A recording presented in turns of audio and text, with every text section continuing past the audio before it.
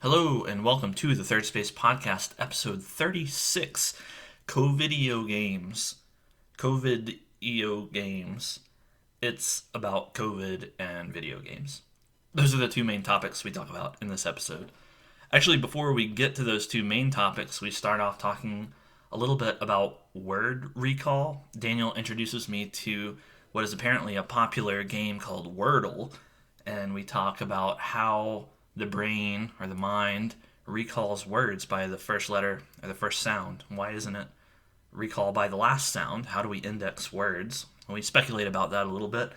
We talk about my recent ski trip, just a one-day ski trip. And then we spend the bulk of the podcast talking about our holiday experiences, the two primary ones of which were getting COVID. Both Daniel and I got COVID. And we also played a lot of VR on his new Oculus Quest 2. We got to hang out in person over the holidays. So we talk a lot about the VR experience. It was mostly my first real VR experience. Some of the games we play, likes, dislikes, the hardware, the software. And then on COVID, we talk about both of our experiences, and then we complain or at least question for a while the state of the world for the past couple of years and how we've reacted to COVID. So it's kind of a continuation of the podcast we had a while back after Daniel got his vaccine. So if you're easily triggered by COVID discussion, you may want to tune out for that last part of the podcast. But hopefully you're a rational human being and will want to stick around and listen, even if you don't agree. On that note, we'll let the podcast begin. Please enjoy. Hey, hello. Hi, Bennett. Hello, hi, hello, Daniel. All right. Third space. It's been a second since I've been in, or three since I've been in third space. It's been a year. Oh well. Been 2021. It's been a year. It's been a year. And here I we am are. right. Yeah, I'm right. Or am I right? That's it. That's the phrase. Am I right? 2021. Ugh. Wow. How's your year going so far? 2022. 2022 is going well. Right before we jumped on to do this podcast, I texted you to do the daily Wordle. That's something I've discovered, the Wordle. And now I've discovered it. Yeah. That's how viruses work, when things go virus or whatever. I feel like I crushed this one, honestly. They weren't ready for me in the UK. I think this is a UK thing. Yeah, it's pretty basic. I mean, if you recall, there was a game show called Lingo, and it would give you the first letter of 5 words, and then you would know, if you would guess. So let's just take the word lingo, Lingo, and L would be up there, and then if you guessed, I don't know. Lasagna. Well, that's not 5 letters, so lunge. It would lunch. Okay, then it would. The L would obviously be the lit up green, and the N would be lit up green, and that would be it. And then you would go to the next, so green being in the correct letter in the correct space, and yellow being the correct letter but incorrect space. Right. And so it's just a simple little word game, except the difference with Wordle, and I think its brilliance is that you get one a day. It's the same puzzle for everybody, I believe. I'll ask you about yours. And you don't get the first letter. So I've come up with 2 words that I like to start with. One is audio, just That's a lot good. of vowels, Vowels. and the other one is early. So I just stand by either of those as strong starting words, possibly 1 and 2. So Yeah, you were more strategic than I was. I just was like, what's a 5-letter word? Chair. And I tried chair. That was the first 5-letter word that came to my mind, and I was really lucky. You got this 3. time. Yeah, yes, if you got the same word, that's a very lucky one. I got the first letter C, and then I got yellow I and R, and so I was like, oh, okay. Well, getting the first letter is a godsend, right? Right. So I mean, much. that's. And Lingo is not a difficult word game. I mean, they go through it many times. Getting the first letter just helps you. Other than that, because the puzzle, I don't know the way our brain works, but I know that having that first letter in any sort of word game is super helpful. Whether it's text twist or any other sort of scramble, like getting the first one's Well, like that's actually an a good enormous question. benefit. How does our brain work in word recall? I won't claim to know the answer, but I can kind of talk a little bit about how I think my brain works. So, like I do tend to really remember first letters, or at least the first phonetic sound of a word.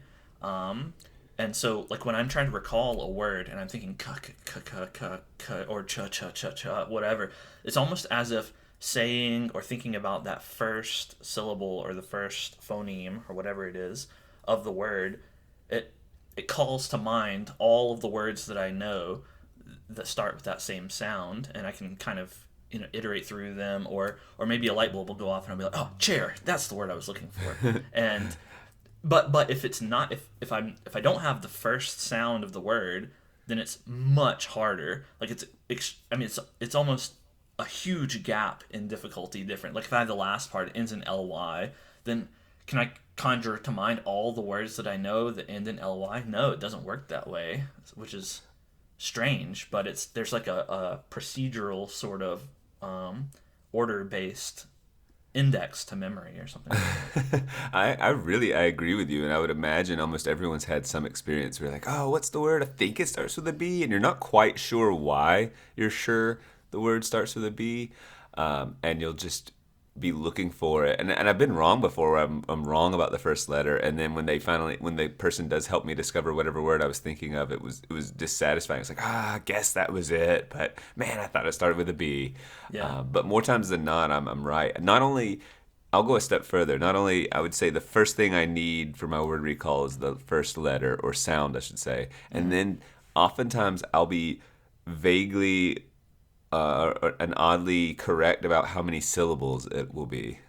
So I might not know the middle parts, but I'll be like, I think it's two syllables and starts with a C. So Yeah. kind of a strange. I don't know what's going on, but there is some insight. And my Yeah. Yeah. mind went straight to that meme that goes around that says, how can you read this? The words are all scrambled. A Yeah. scientist from Harvard says that as long as the first letters and Yeah. the last letters are in the correct spot, the middle don't matter because we don't actually read every word. Now that's with reading and not word recall, but I would still suggest. Do you know what I'm talking about? Where it's Yeah. all I know. Yeah. scrambled and it actually is easy to read, Yes. and I mean the fact that it is easy to read.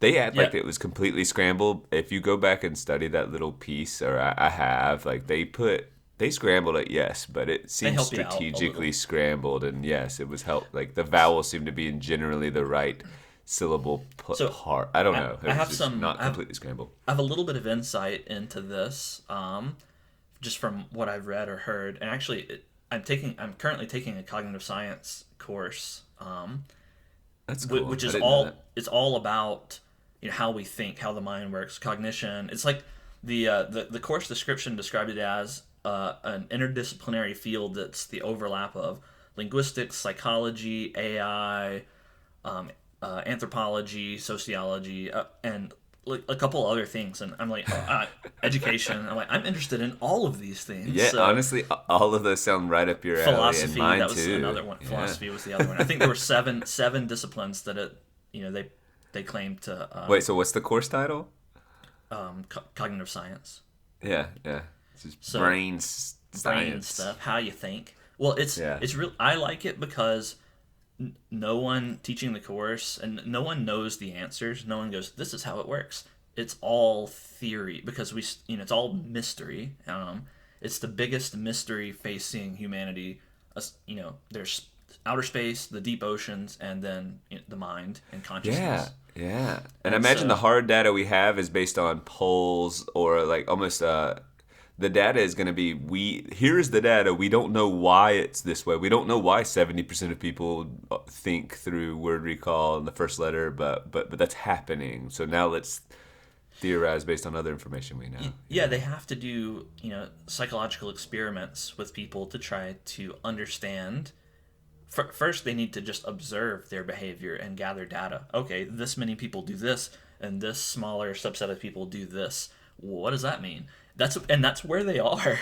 And Right. now they try to get into like with the neurobiology side of things, they try to do brain scans and figure out, which areas of the brain activate when you mentally visualize, a leaky faucet or something like that, and they figure out which parts of your brain are. Or imagine taking the letter R and turning it upside down and then removing the round part of it. What does it look like? Oh, which areas of your brain are lit up when you do that on Yeah. the brain scan?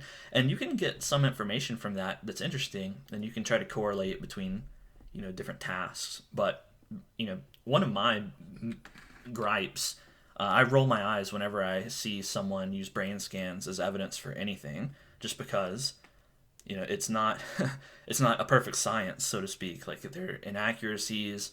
The brain is buried underneath the skull. It's extremely hard to measure. Then there's the question of what is it we're actually measuring? It's electric potentials. How do we translate that into useful information? Like, really difficult stuff that there's a lot of guesswork in there. So I am always very skeptical of anyone claiming that brain scans actually tell us something. Now, you can correlate things and make some guesses that are interesting, and that's what these people do with trying to figure out, is your visual center activated when you're recalling words or something like that, and that's interesting. I can understand why you'd be frustrated in the sense that, like, a layman like me is going to hear some pop science article about the brain of a serial killer, and I'm just going to say, well, oh, that's crazy that you can just scan someone's brain and know that they're a serial killer. And there's something wildly simplistic and titillating about that idea.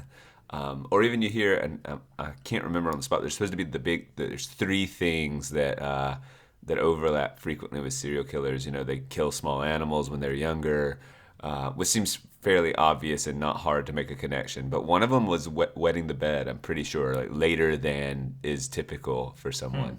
And so, but like that correlation, it's like, I want to know more about that. Does it just mean that what if the real correlation was that those with difficult childhoods tend to wet the bed later? You know what I'm saying? Like, so like bad parent. I don't know that. I don't know if that's true or not, but it just seems to me peeing in your bed and serial killing, like there's some correlation that's certainly not causation. There's something sillier going on, or maybe we're misapplying the bedwetting overlap. I don't know. Yeah, I've not heard that, and I don't know what. I don't know. I've heard of it, like, the big three. I bet you the big three behaviors of serial killers or something. Like it's touted as like this thing. I don't know. I wish I had done the research before launching into this conversation. But yeah, like bedwetting, I'm pretty sure is one. Yeah, I mean, that sounds bizarre. Like, the only thing, I mean, the most shaky, tenuous link I can think is that, if you wet the bed late enough that you begin to become embarrassed by it and insecure about it, then you internalize that, and it causes your development to go wildly off track. But that seems so far-fetched. Yeah. Oh, look, here it is. Okay, I just Googled the big three serial killer to see what would come up. It's 3 signs, and I'm not going to read the article, but at least I found the 3. It's animal cruelty, bedwetting, and fire setting. And then, like, is it accurate? And it goes into the social learning theory behind why they think that and all. But Man, so, yeah. Bringing to mind the time that I peed on my dog and then set it on fire to cover up the evidence. Oh man, yeah, that's perfectly normal behavior. That doesn't mean you're a serial killer. That doesn't fit exactly. Yeah, but violence and fire setting, which I'm going to put under the umbrella of violence, I don't get. Yeah, sure. Cruelty to animals shows low empathy, or a low or a great tolerance for causing suffering to someone else, and setting fire to things shows either a fascination with destruction or a disregard for destruction and property. So. This has a couple of sentences that it says bedwetting that continues after 5 years old for a number of months was thought by MacDonald to be linked to the same feelings of humiliation that could bring on the other triad of behaviors of animal cruelty and fire setting. Bedwetting is part of a cycle that may exacerbate feelings of humiliation when the child feels they're in trouble for or embarrassed by wetting the bed. Okay, so my guess was onto it as far as what that guy is saying. Right, right.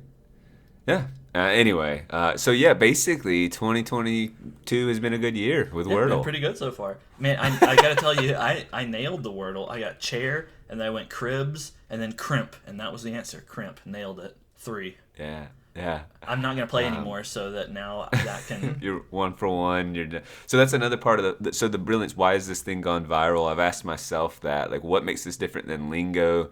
That was an online. I mean, excuse me, a TV show in the like early mid 2000s, but also I believe has a certainly online games and stuff. So why is this? Why do things go viral? And we've discussed this before. Personalities or shows or whatever. I mean, there's some. I'm less interested in the luck factor. We all agree there's a huge luck factor, but what is the draw that what nugget of wisdom or what thing does it possess that is captivating people? And so I actually think I get bombarded with so much. There's so many fun games and stuff, and there's like we have an overload for sure, just whether it's information or entertainment and all of that. But Wordle, it's one. It's just one. When I play Text Twist or any other word game, I have this temptation to want to solve with Text Twist. It's a word scramble game, and you find all the smaller words in it as well. Mm-hmm. So you get 7 or 8 letters, or 5 or 6, or whatever the word it depends. And I just want to solve the long one. I'm not interested in finding the word "and" in sand. I don't know. Man, you're a Text Twist master. You must be so good at that. But I just want to get the full word and I want to move on. And then I ultimately, Text Twist, I suppose, leaves me dissatisfied because it's this timed thing. I solve some of the words and I either just get bored and move on, or I don't solve the long word and I'm done. But Wordle's going to keep me coming back. There's no rush. It's just one word a day.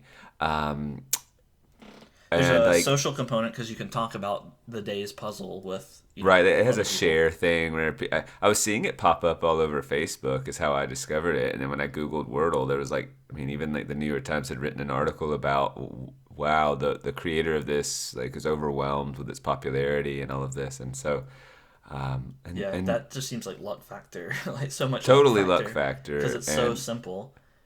But because of its simplicity, because it's only one word a day, and so now I'm using it in my English classroom as they're walking in, and I'm taking roll and greeting people. Look, okay, so there's a edu jargon. There's a term like bell ringers. Like, what are you doing at the beginning of class, and make it meaningful.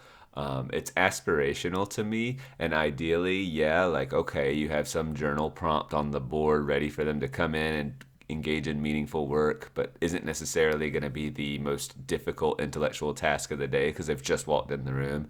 But like, how miserable to me. I just try to be cognizant of the fact that we do live in, like I was just saying, this fast-paced society. Kids are going from class to class to class, and I think their educational experience is different than even mine in high school, where like they're expected to use their computer most of the time in most classes, and it's just a lot of consumption and processing and all of this. So I don't want to lose the art of just greeting someone and saying hello at the beginning of class. I don't want to lose the human factor of just, hey, how you doing? I don't know, just welcome. Like, let's slow down for a second. And in fact, I find them might as well savor that human interaction while you can before the robots start teaching. Robots.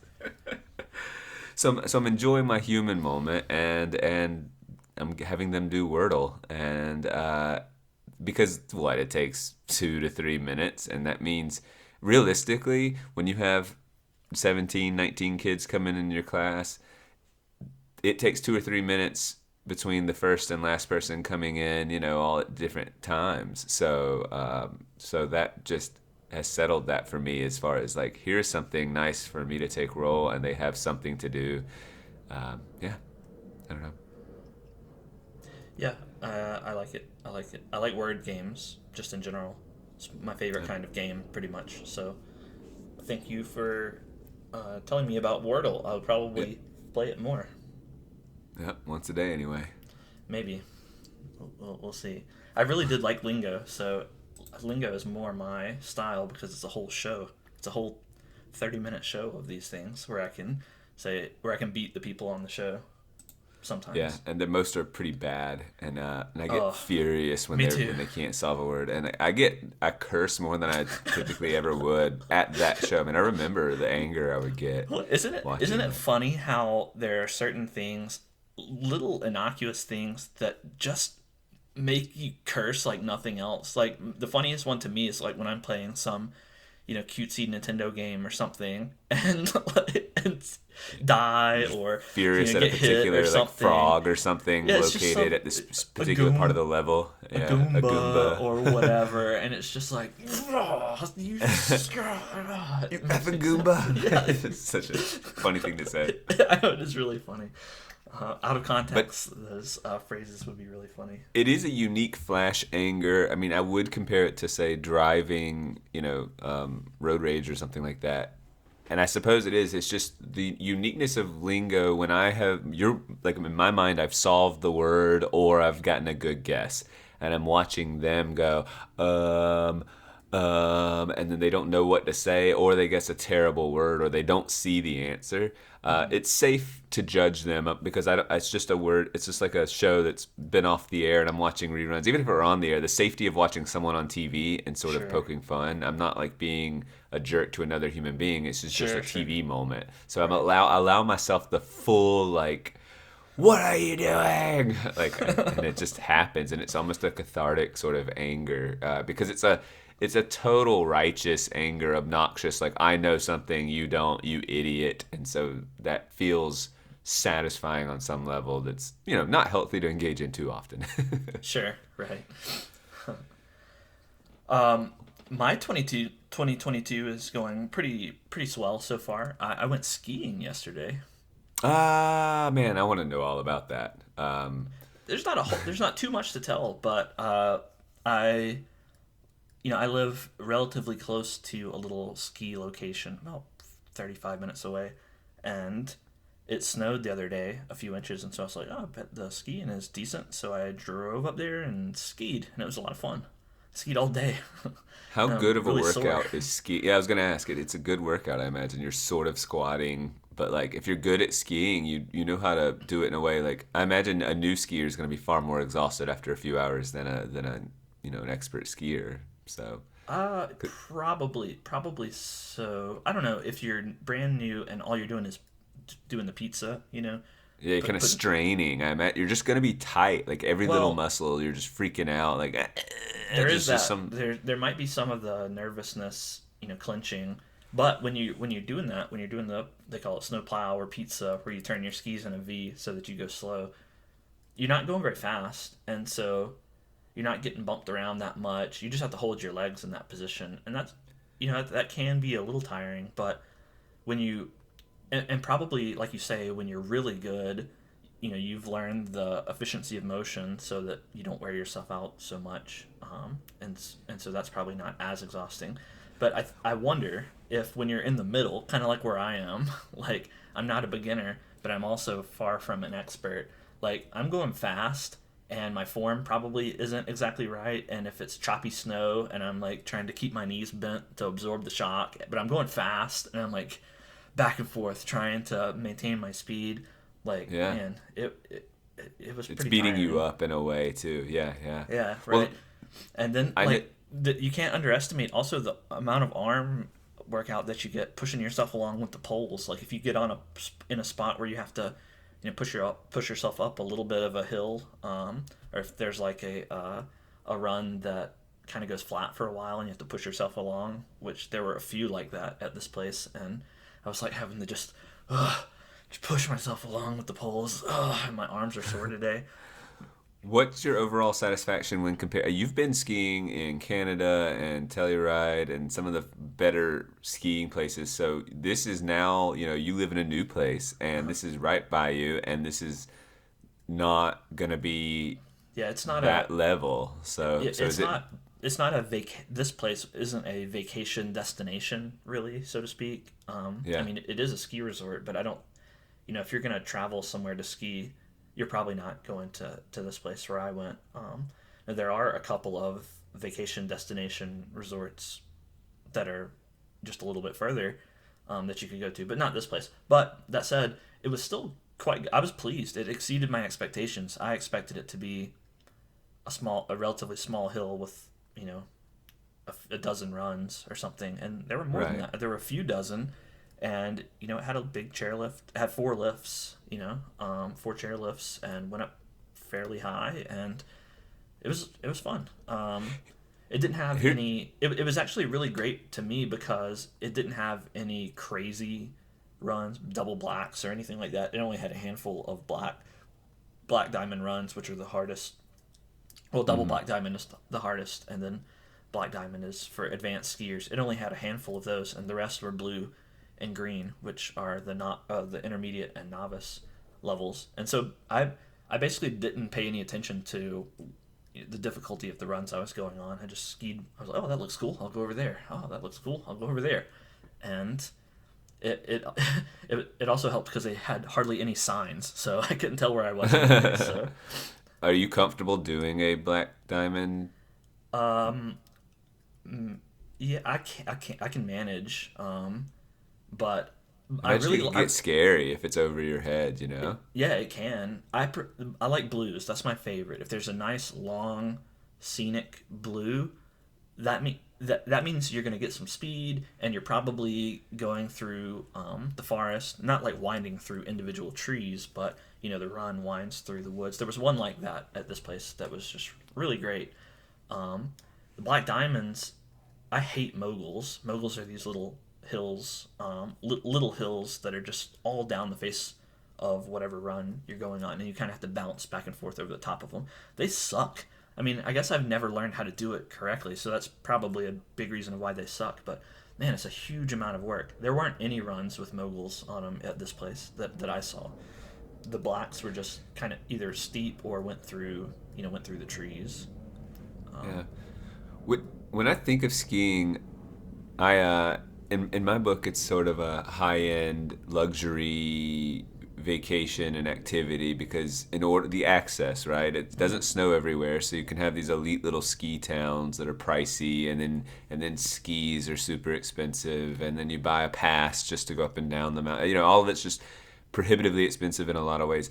But then, just like any activity, there's going to be a range within that. So I don't know what like the redneck of skiing looks like. Like I think of like the low end like Walmart version of skiing, which I guess probably just doesn't exist because, like I said, it's a higher end. Or does it? Because I was interested if you saw the what the clientele, like you're sort of like, you know, like I'm just trying to picture like a nice ski resort, and you can imagine all the niceties, and I probably don't have to list them. And then I picture like cartoonishly like a rednecky one with like a hot dog stand next to things, and like pot-bellied people, wanting their hot cocoa with extra sugar and extra marshmallows or something. I don't know. Am I making any sense? yeah, I Was mean, was this on the entry level version or anything like that?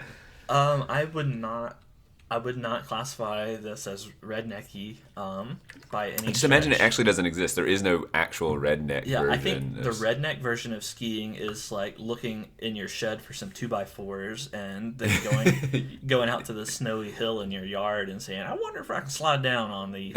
Yeah. Actually, I think the redneck version of skiing is just sledding. Sledding. You just Yeah. grab Your trash whatever, can lid. yeah, Yeah. whatever flat, vaguely slippery object you have, you take it to the nearest hill, jump on it, and go let gravity run its course. And Yeah. that can be a lot of fun, but it's also, I mean, it's kind of like, inner tubing, which find a thing that floats, tie it to the back of your boat, and then go. Like, Go. it's a very rednecky idea. Skiing is What a I, rednecky idea when you think about it. Like, really strap some planks to your feet and then slide down a snowy hill. It's kind of crazy when you think it about is it. wild that that's what you're doing, and then And you go yeah. fast. You get going fast, but yeah. Anyway, this place I would not classify it as rednecky. It was a smaller place, so it wasn't. There weren't hotels and everything. You drive up into the mountains, and there's a little ski shop. There's a lodge, and the lodge was just like a really large 2-story building with a little cafe in it, had cheeseburgers and hot dogs and chicken fingers and stuff. Basically just for people to get lunch when they're skiing. And lots of picnic tables for seating in there so that everyone could have all their gear and sit and eat. And then a couple of other little auxiliary buildings for, I guess, like ski patrol and first aid or something. I don't know. Just a few other little buildings. And that was it. And then the lifts, and that was all there was. So it wasn't like it was a little town. It wasn't a ski town up there. Like, when we went to Telluride, you had the city of Telluride. So Yep, down, and then you could take the lift up, and there was, what was it called? Like Mountain Valley or Mountain View? I forget the name, but it was cool. Some Mountain restaurants. It was beautiful. Yeah, and there was a little town up on the mountain. That it wasn't like that here, so maybe that's the distinction. But like the clientele didn't seem. I mean, they didn't stand out to me as any particular. I couldn't stereotype them. Everyone that I rode the lift with was, friendly, and I would ask them, "How's your skiing going? This is my first time here." Blah blah blah, and we have a little conversation, and everyone was really nice. And I didn't see any pot-bellied people getting super marshmallow hot cocoa or anything. I mean, all that description was poor. I was just going, what could it look like? Like they have just cheap skis? I don't know. Yeah, I can't distinguish cheap skis. So right. Maybe that's the thing. Everyone, like your ski masks from a distance aren't going to look any better or worse, Yeah. Maybe I'm the redneck skier. Maybe that's why I'm having difficulty here. Maybe so, because you're just going to go buy like a jacket that, I don't know, like you have a North Face jacket, so like that'll I guess do. Now that I think about it, my ski get-up is like pretty mismatched. It's not like I went to the ski shop and said, "I'll take one of your ski get-ups," where I get the the color coordinated pants and jacket and helmet and goggles and gloves and all that. I have like some ski bibs that I got from a friend in high school.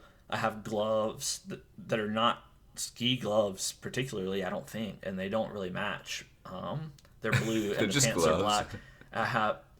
They're kind of water resistant gloves that are really warm, so they're fine for skiing. And then I have a North Face jacket, like you mentioned, and just like a normal sock cap, and some ski goggles. But none of them are of a set. They're all just pieces that I've brought together into, this is what I'll wear skiing. But it was fine. Maybe that is the takeaway. Maybe you're the redneck. I don't know. Yeah, I just don't know enough about the culture of like, or how to spot that, or if there is when you're skiing, you're not talking, right? So there's maybe some nonverbal communication, and then obviously at the restaurant, there's going to be some socializing going on. But I imagine it's, well, I don't know. I don't know where I was going with that. I'll tell you this. Okay, so I have an observation that suggests that I'm not on the bottom rung. I saw a few people in camouflage. Surely that means I can't be the most redneck person on the slopes, right?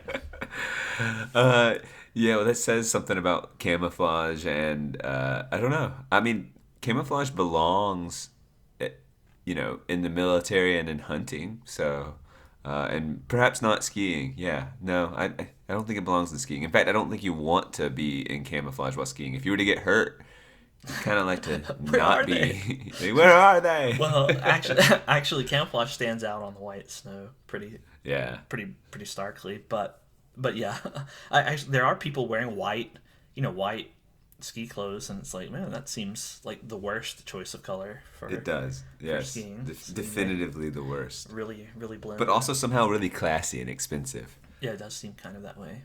Yeah, I had this interesting thought. I don't know why this popped into my head, but one of the things we were planning on talking about today is VR. Since we both played a lot of VR over the holidays together, but I was on the lift and watching all these people ski below me, and they all had their goggles and their poles in their hands, and I was like, what if they were? I could just imagine some guy wearing the Oculus Quest, like the white goggles over his eyes, and holding the controllers and skiing down the mountain. How funny looking that would be. Like, I wonder if you could do there's it something about the with control setup. Pass through mode, like some snarky skier go out there with his Oculus Quest and ski down the mountain. It would be really funny. That is actually that's a cool, like, scary idea and a kind of a cool one. But yeah, the Oculus Quest 2, yeah, I've been really enjoying it. Have you been playing? So over New Year's, towards the end of Christmas and over New Year's, I came down and visited, and you and your girlfriend both got these. And I think actually in our last podcast we talked about it briefly, but at that point I had never really gotten to play much with VR. But Right. but I spent a considerable amount of time playing when I was visiting with you. We probably played, I don't know, what would you say, 12 hours, 15 hours or something, something like that over the course of the entire stay. So Yeah, has it maintained its vibrancy? Have you been continuing to play it just as much? believe it or not, yes. I still have several games that I would consider more gimmicky, not the kind that are deserving of mastery, or even ones that are just a playthrough and puzzle based. But I've been so engrossed in Population One that like my interest in it is pretty strong, and so you'll just when you What is that game? Can you Okay, describe so that game? Population One, yeah, to describe it, is a battle royale type of game. So what happens is there are, I believe, 6 teams of 3 people that will be dropped into a map. It's a shooting game. So you enter the arena and everyone's on this platform and they run toward these sort of pods that launch into the air. So there's one pod for each person. So you get in, you press the button and it launches you and it takes you to a predetermined destination on the map. And so it's a nice big giant map and you've got different areas. You've got like a castle and a cemetery and a Western themed saloon type area and this and that. And just there's a giant tower in the middle and you can like when you glide, anytime you put your hands to your sides in a kind of forming a T shape, you will glide and fly. So when you drop out of the pod, you can fly and Kind of steer like yourself anywhere. kind of like you have a wingsuit or something, and you Yep, can, yep. like a flying squirrel, just kind of fly around to And wherever you want. then and you can climb. And I really think this is a great idea that adds layers to combat that might not exist in other games is that you can climb anything. And so when you can climb and glide, you can imagine climbing up a tree or something and then gliding to a different spot.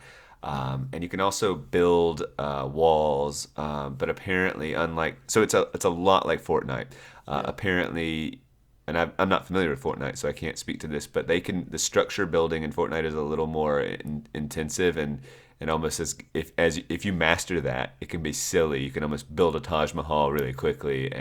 But this is purposely designed where the walls will they go away if you shoot them and you can build them quickly and simply, but you're limited, like just like you can only build a number of tiles based on picking up a pack and just like when you're picking up loot and guns and ammo to the tiles, like a pack of tiles is I believe 6, so you're limited in that regard. So it maintains its strategy of just being a place you can sort of build a brief defense as you're trying to uh, eat some health, like a banana, right? So you have to peel the banana and you eat it, and it restores your health. Or you shake a shaker and it restores your shield, and that kind of thing. So it's one of these games that's reasonably easy to understand. I think someone could watch one game and go, And "Okay, I the get the other gist." the other component of this type of this battle royale genre is that there are these boundaries on the map that gradually shrink over the course of the game, so that by the end there's only this tiny area, and you basically have to fight it out. Like you can't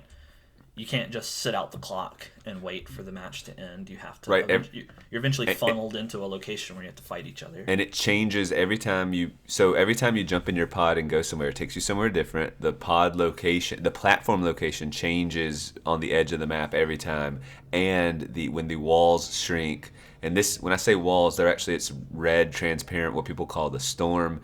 And after a minute or so, a white barrier will or a white line will present itself, or a square will present itself on the map. And the map's really important. You can pull up the map, see where you have to head, because the storm's just going to head in slowly and close in. Yep, and it Right. takes your health away. So you can actually go in the storm strategically If you've killed someone and then they drop all their loot, you really want their gun, but the storm just took it, you can jump into the storm. It hurts like 1 health every second or so, or maybe and it gets increasingly faster actually. Yeah. But yeah, that's part of the strategy too. Yeah, so that I don't think I've ever played another battle royale type of game, but there have been a few that have been extremely popular. PlayerUnknown's Battlegrounds was popular for a long time, and then Fortnite, of course, was and still is extremely popular.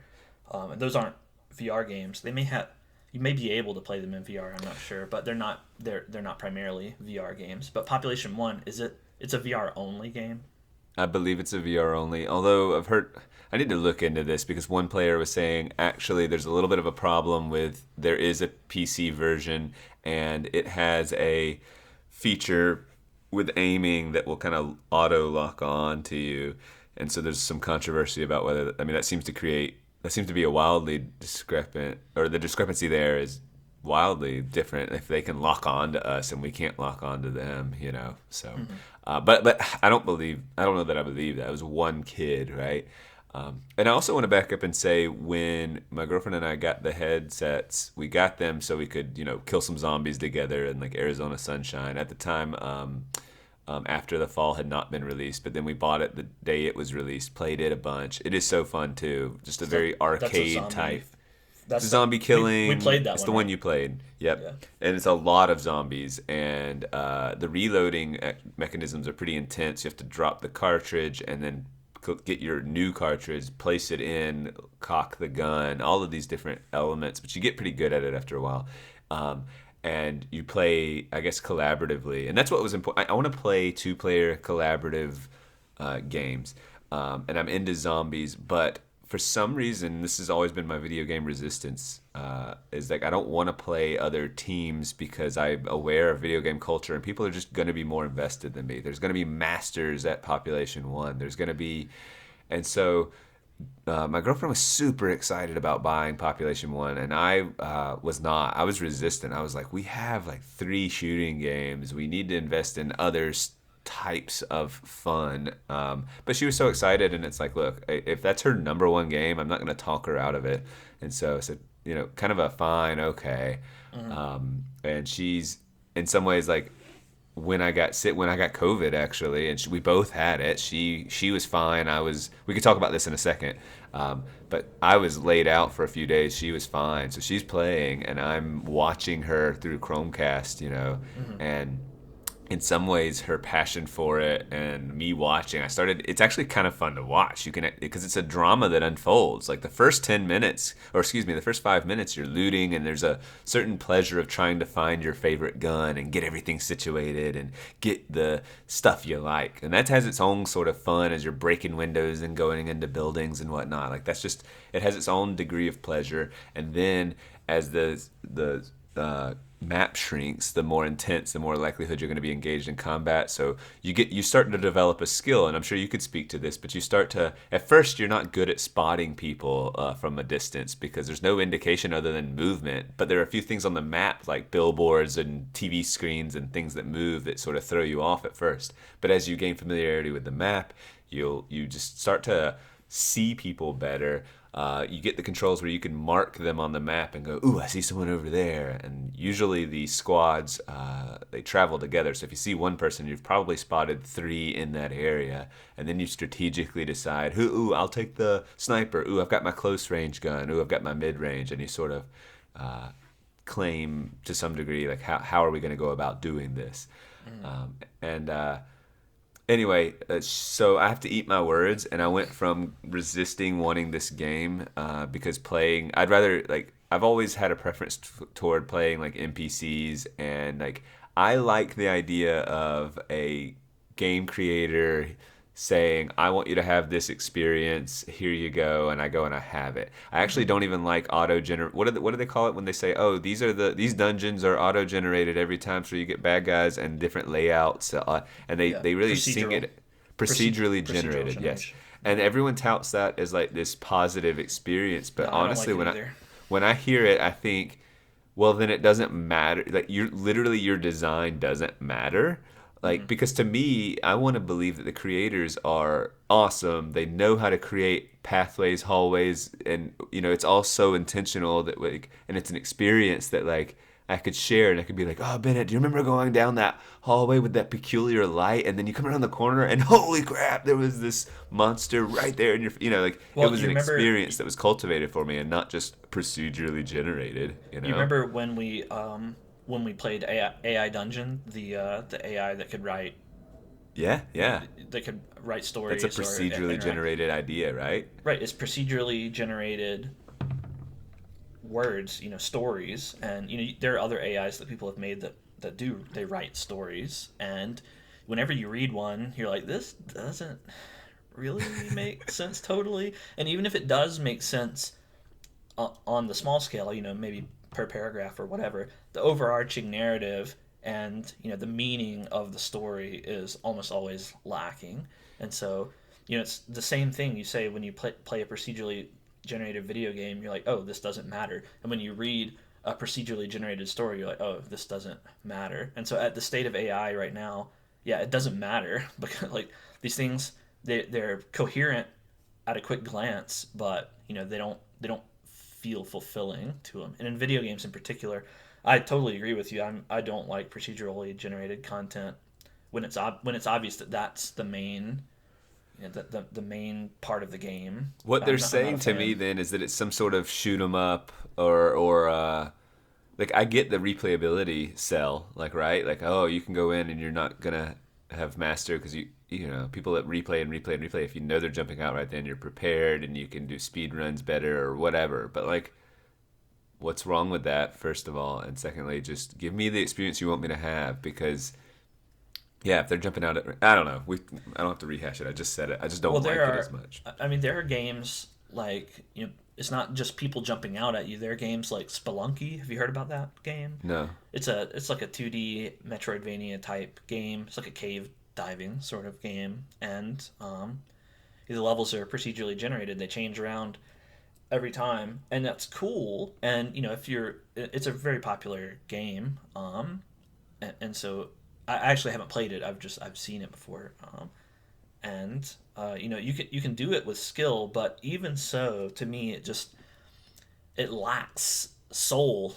Something Yeah. the game designer can craft an experience perfectly, or craft a tricky puzzle or a challenging room, and I kind of like the consistency of being able to know that everyone else is getting the same experience I am, and you can kind of compare and contrast experiences in that way. Whether that means, oh, I'm stuck, let me look up how to get past this part, or I made it past this really challenging room. Not everyone can say the same thing.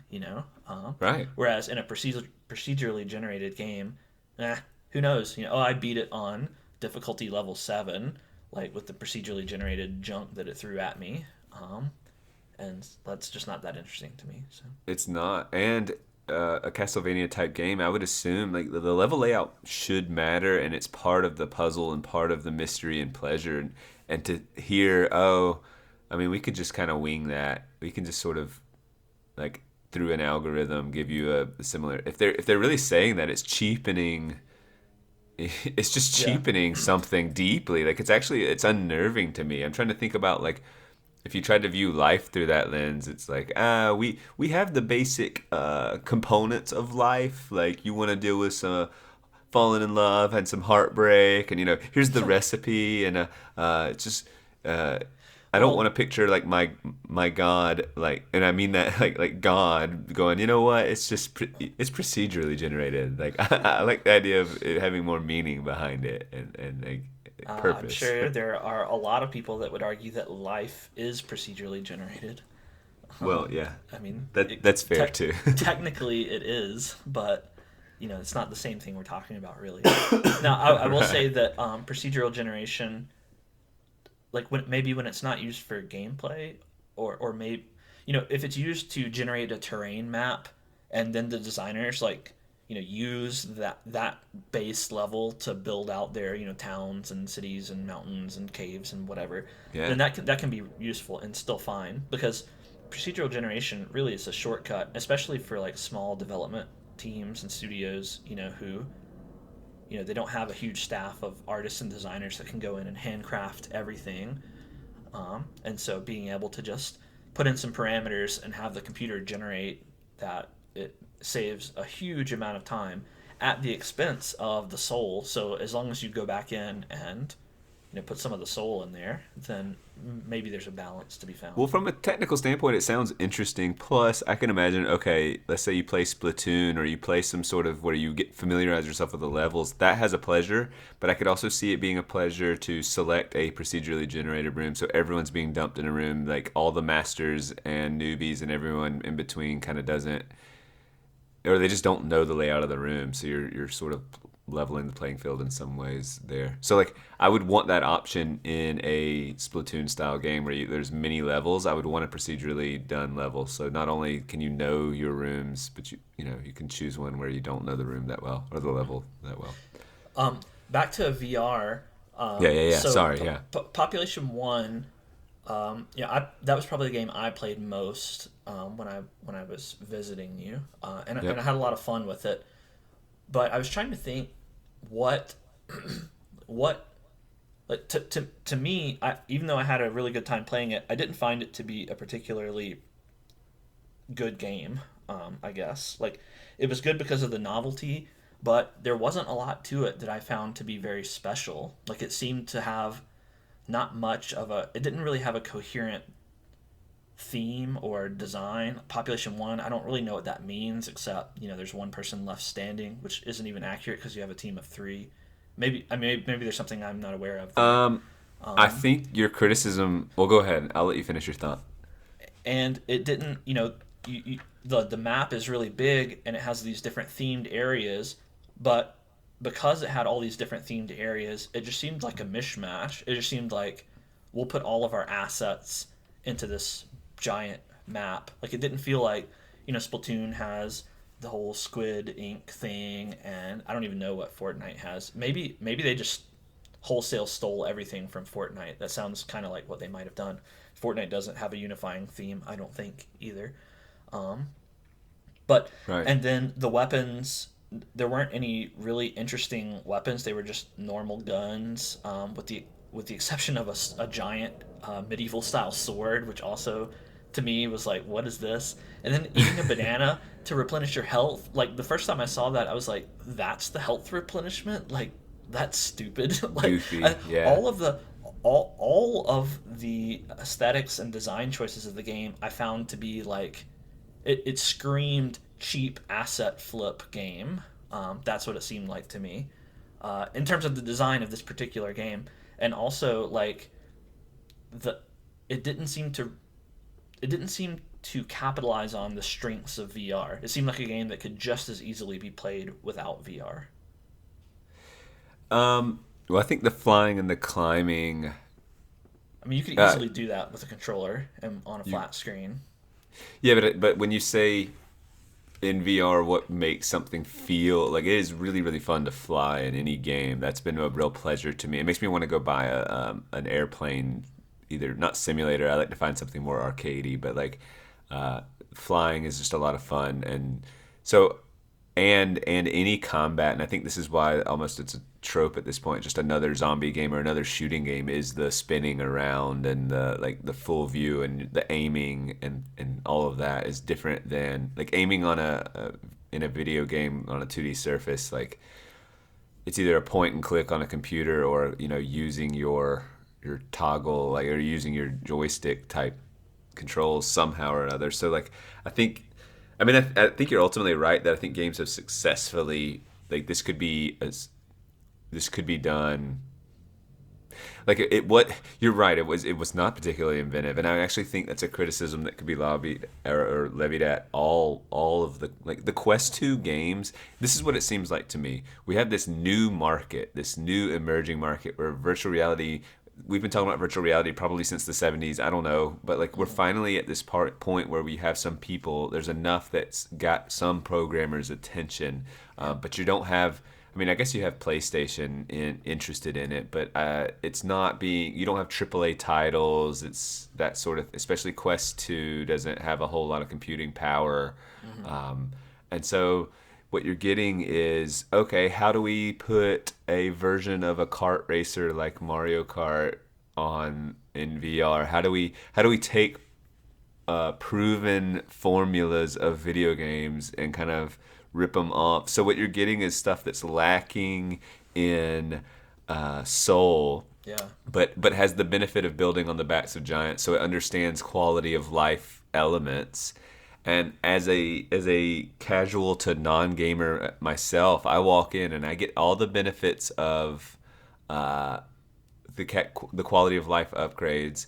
I also get I don't have the gamer Intuition. knowledge and intuition to see a banana, and I can understand when you tell me like how that can just feel so cheap. And there is something like intellectually I can go, that's just kind of a silly, like not particularly thoughtful. There's no unifying thing. Like I can tell Like you that imagine, population. just imagine if the game, like you said, another thing that caught my attention when you said, "Oh, the when the map shrinks, there's this red wall. They call it the storm." And I thought, why do they call it that? That's stupid. It doesn't look like a storm. It doesn't sound like a storm.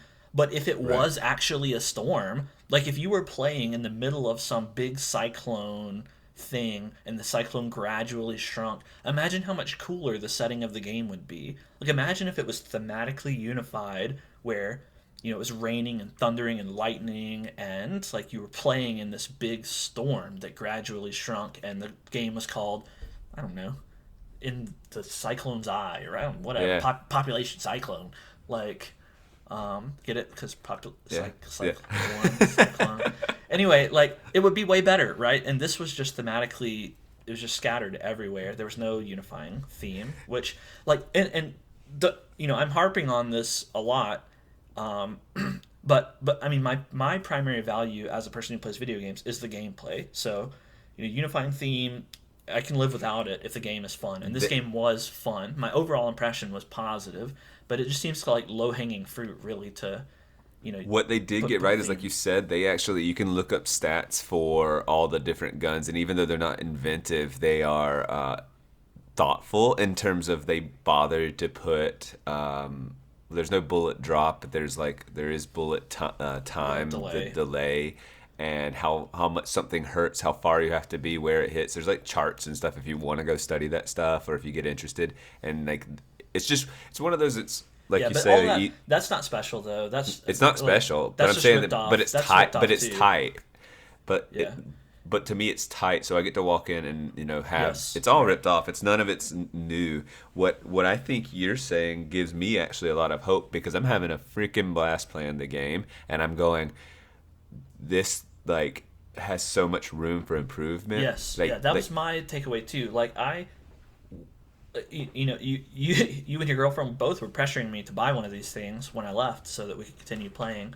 And yeah, I still want you to. yeah, I did have a good time with it, but I came away thinking this is not being used yet. Like this, even though it's starting to become popular, no one is using it yet. Like we haven't seen. There's no killer app.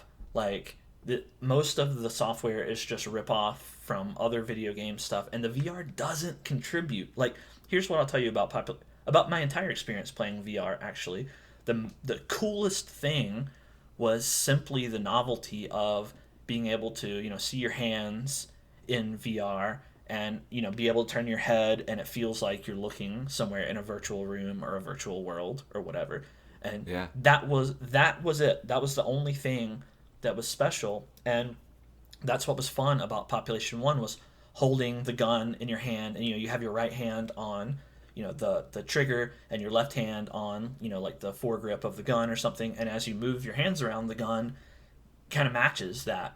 And you'd say it did that very well. I mean, like it tracked super well. That's what I've been impressed with. Yeah, Is yeah, that right. It tracked well. It tracked enough to for you to suspend disbelief and get some immersion in there and feel like you're handling this thing. Now there's still if I was going to quibble, there's no haptic feedback that's worth anything, just vibration, controller vibration, which is nothing.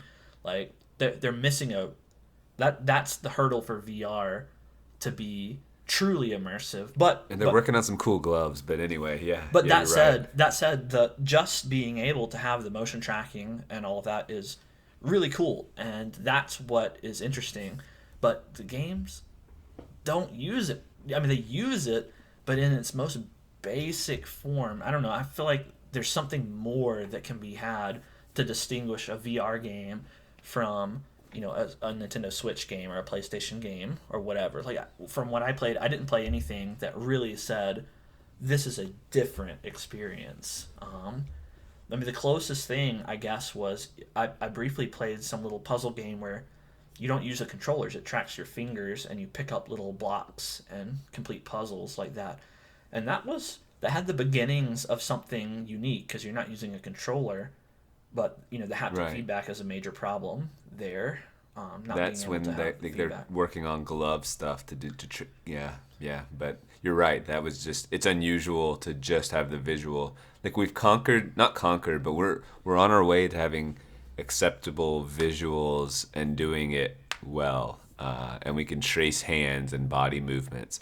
Okay, now what though? Yeah, it's there's haptic feedback stuff too that that yeah, Yeah, it there's some seems like interesting videos about what goes into immersion and making you like how do we experience reality and how do we know when something's real versus when it's not. So it's this was a kind of a both a philosophical and scientific video that made the case that like we know things are real when we can feel it, see it, X, Y, and Z. So like what's going to happen when we actually bridge the gap and we can give you that haptic feedback experience and truly start in some ways make you feel like you were getting into a virtual reality like in all seriousness like that's yeah. can be kind of unnerving. It's an exciting thought too, Yeah, so it's exciting, and I hope they continue working down that path and making it better. Because even though I had fun with it, it's not good enough yet. It's not good enough for me to buy anyway. Um, and like with respect to the philosophical question of what produces that sensation of immersion, hmm like I think that let's see. I wonder if this works.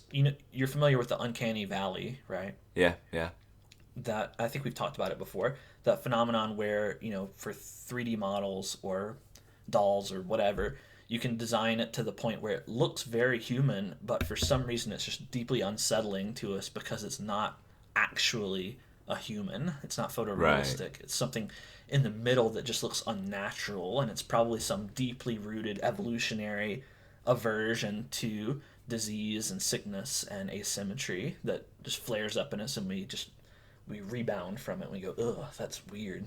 I don't like it. Imagine that there's a similar sort of reaction to there's an uncanny valley in immersion where if you're looking at a TV screen and you're watching The Simpsons or something, that's obviously not real, right, but we can somehow it's amazing we can suspend our disbelief and we can see that Homer Simpson is a person. That's weird. He's got yellow skin and this weird donut looking mouth and three strands of hair, and yeah, yeah, we we have see him as a no problem person, accepting him, yeah, and we can watch the whole show and we can be immersed in the story or whatever. And there's tons of better examples than The Simpsons, I'm sure, but but for some reason we can get immersed in that.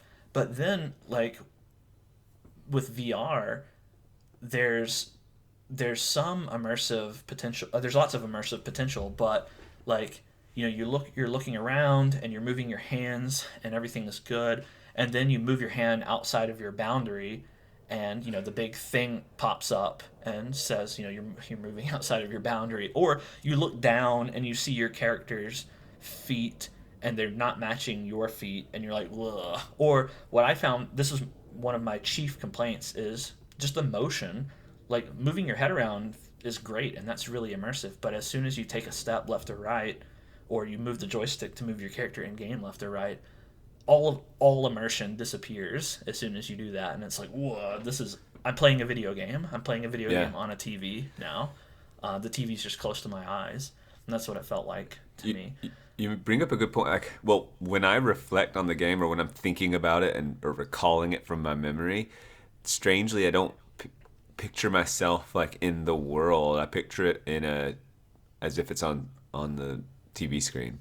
I don't know what I'm saying there exactly. I just mean that, like, think about this. You recall them in memories all the time, and you can put yourself in the restaurant you ate at or whatever town you were in, and like, how does memory work? I don't know, but you visualize what it was like to be there. When I'm visualizing myself in Population 1, I don't feel like I'm just Daniel in this artsy digital world. I feel like I just think of it like any other video game, which to your point about Uncanny Valley, for me, it's actually really easy. And once I've mastered the movement and stuff, I think we're so far away, the graphics aren't that great. We've talked about how the graphics are good enough, and I'm fine with them at this point.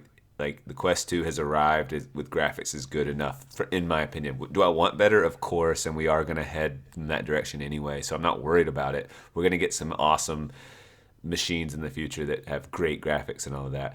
But yeah, as we get closer to full immersion, I think we're going to be approaching, like, we're pretty far away from Uncanny Valley in the way that Simpsons is right now, and that's why it's not really an issue. I mean, it's sort of different for different people, and there's some motion sickness things, but I don't think that I'm wondering if we'll have a primitive or a primal reaction to, like, if we start to get into these things and they have haptic feedback and actually are doing much, much better, we're going to be closer to actually experiencing a reality.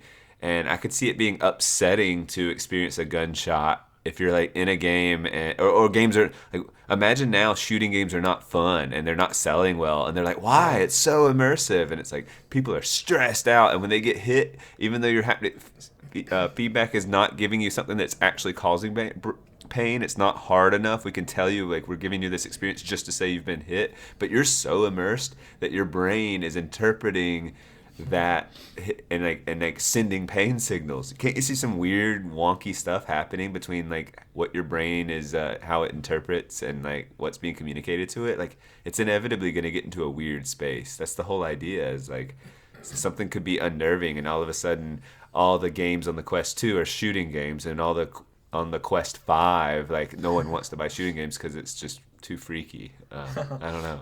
Yeah, I can see.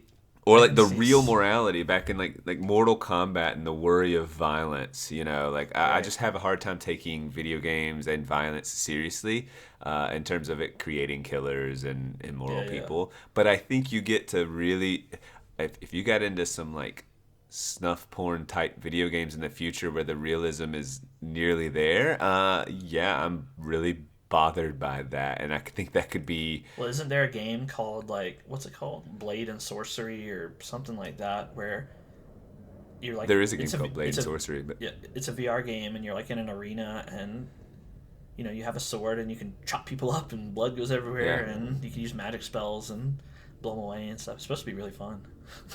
Yeah. Well, I just think we're so far. I still think we're so far away. I don't know. It's just fun for people who peed the bed too late. Lit their dogs on fire or whatever. Dogs on fire. Yeah. They love it.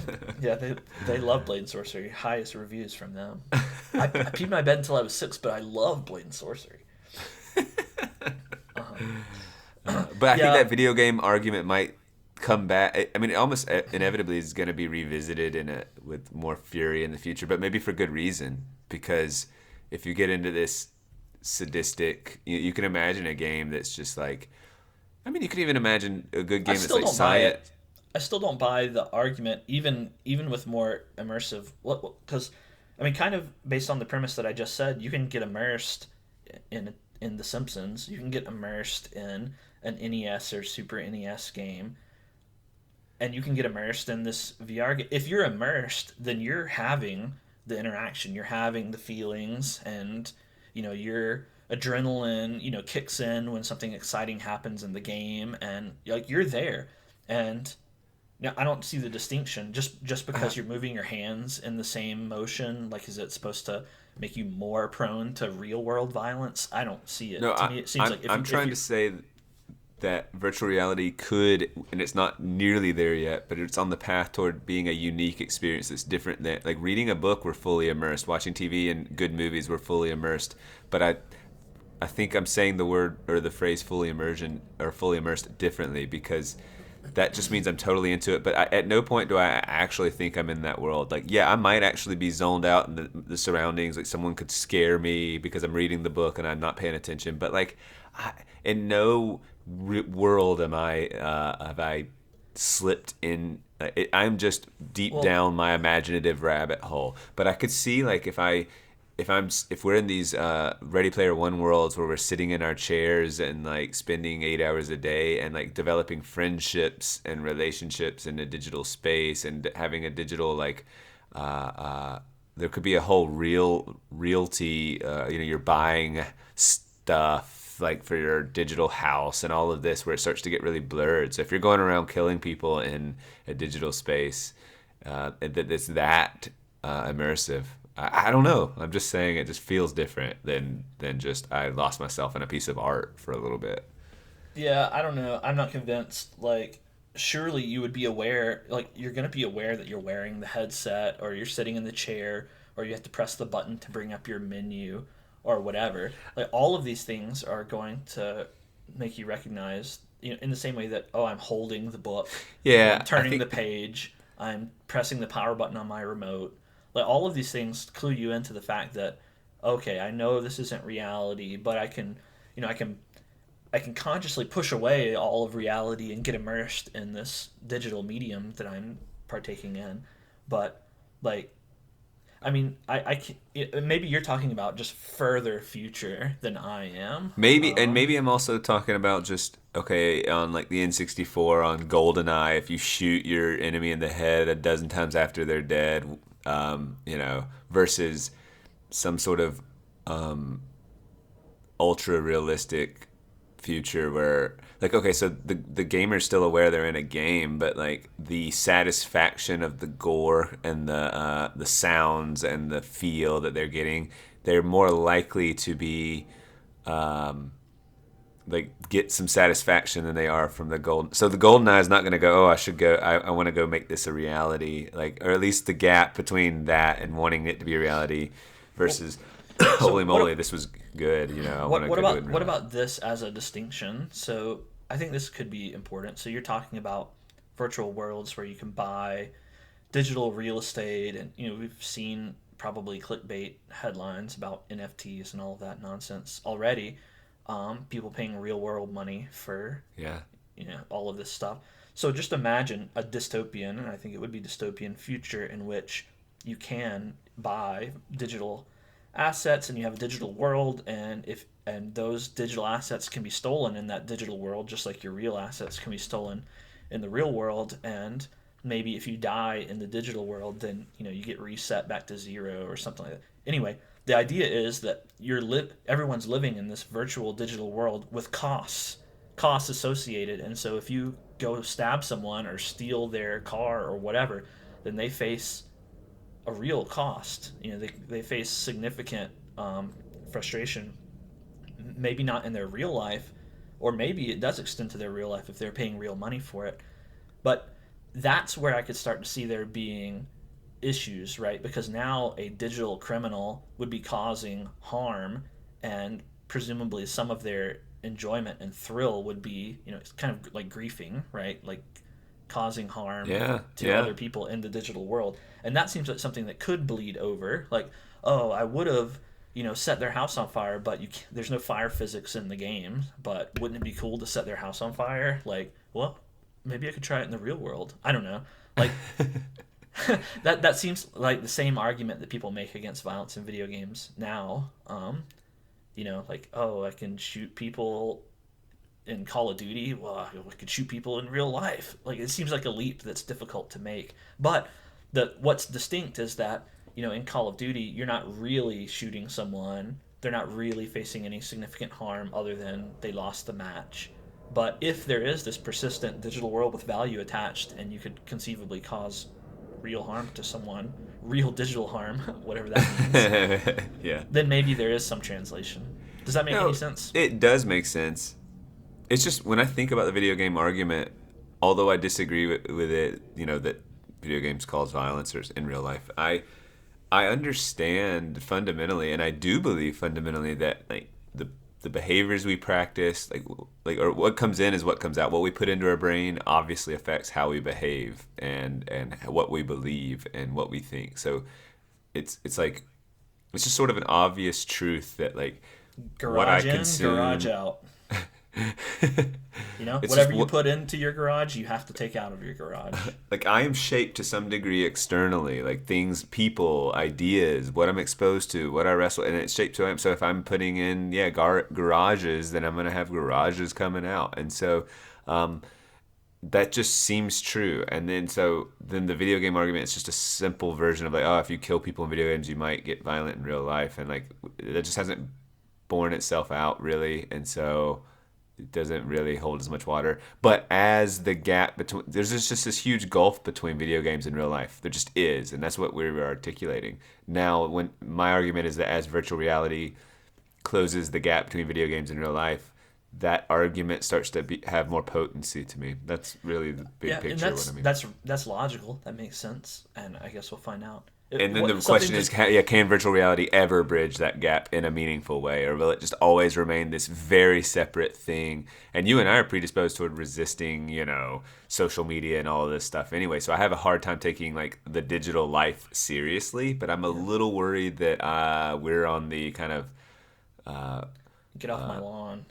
Yeah, we're on the wrong. We're on the wrong side of technology. And, Something just popped into my mind when you were talking about the video game violence thing. Yeah, like can you imagine like go back in time 300, 400 years ago, 500 years ago or whatever, and there's the the criers standing out. I guess they didn't have newspaper criers. I'm trying to get the timeline right. It doesn't matter. 300 years ago, get your newspaper here. Imagine that kid, but somehow in the 1600s or 1500s or whatever, and they're saying chess leads to monarchical violence. Like these kings and queens are playing this newfangled chess game, and they're you knock down you steal the queen, sending their pawns in, sacrificing their pawns and their knights, and getting their castles castled. Or did they say that when people would just play with sticks in the dirt, like like they're playing swords, right? They made swords out of it. It's like, was there a big pushback? Violence. Don't you dare! Sticks cause violence. Yeah, everyone, we need to ban these sticks. Yeah, like I wonder if was it just imagination and that was cutesy and accepted. It's like, look at the kids, they made it into a gun, they made it into a walking stick, they made it into a sword, like they made it into a tool that digs. I don't know. Yeah, an electric chair, and that's celebrated. Like should video games? They're just creative pieces. I don't know. Anyway. Yeah. Yeah. So overall. I'll tell you what I really liked about the Quest 2. I really liked that there are no wires and that it was like a self-contained package. You just turn it on, put it on, and I didn't even find it that uncomfortable, honestly. I found it to be pretty ergonomic overall, and the ability to draw the little guardian boundary is really cool, and to click it to be able to see through, to see outside of the goggles without taking them off. It was really cool. And the price point is good. They're about $300. Am I right? Yep. Something like that. And like you can cast to the TV, which we did, and you can watch, and that's really cool too. All of that, very cool. Like the form factor is significantly better than I think what it used to be, and its competitors, I think. And so that's good. Like if that ups the ante and all of the competition jumps on board, and makes comparable headsets that are comfortable and with no wires, then that's really great. Although, like, I still think even hardware wise, there's a little way to go because I found it to be pretty blurry. Maybe that's the graphical fidelity thing, but even playing Population 1, having low graphical fidelity is fine. I'm on the same page as you there, but I found it fairly blurry. Like you couldn't see very far, and I don't know. It was apparent that you're looking at a screen close to your eyes and not, you weren't. It was just an immersion breaking thing. Yeah, and it might be the spacing of the eyes thing, and it might be some other factors. But you're right. Even when you got it right, it wasn't perfect. It just or it was not only not perfect, but you're right, blurry. I would say so. Yeah, I've accepted that blur, but it's not something I want in the future. I don't want to deal with that. Like the next iteration should should be better, you know. Yeah, and the Facebook integration also. Even though I was playing on y'all's, so I didn't really experience that. I would hate to have a Facebook account to play and do everything through Facebook and have this little walled garden of apps on their thing. That seems really annoying.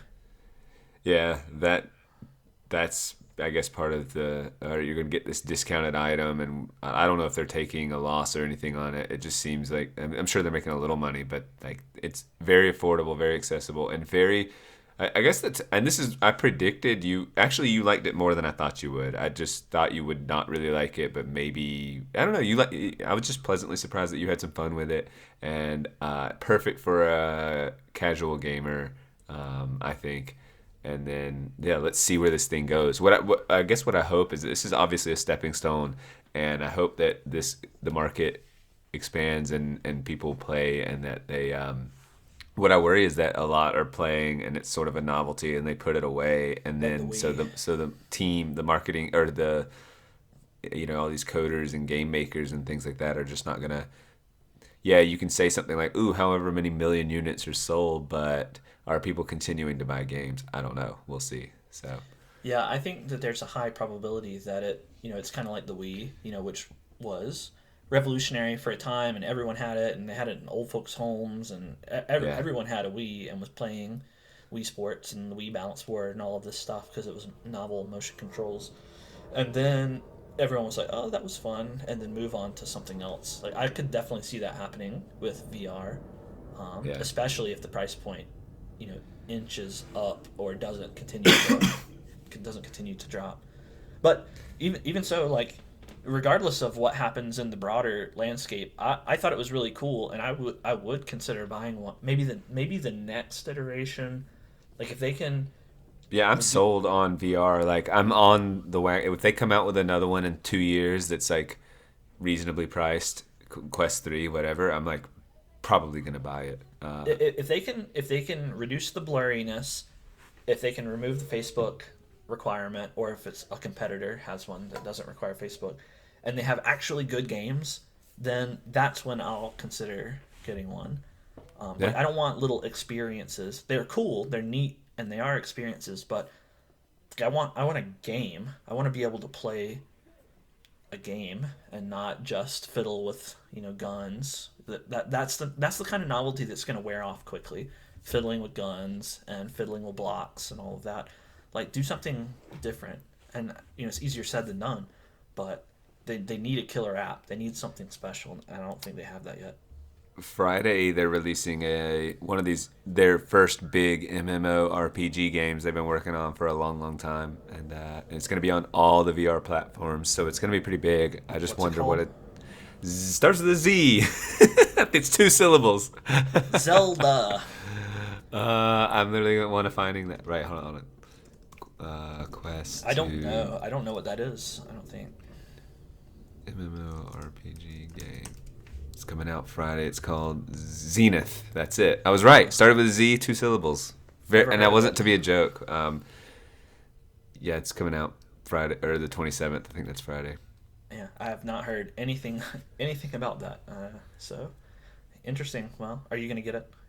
I mean, I'm not an RPG type game, but like in the same vein of what you said is I want to get out there and have some different experiences. And if my girlfriend and I can jump on for a couple hours on the weekends, and I can play it casually, and she can level up, and if she plays without me, yeah, I think we're gonna get it. I think it just sounds like it's worth taking maybe a $40 risk or whatever it is. So yeah. So with all these games that y'all are buying, do you have to buy them twice? No, Okay, that's good. but it's sort of a hacky way to do it. They wanted you to do it, and Quest has come out and said we understand more people are buying.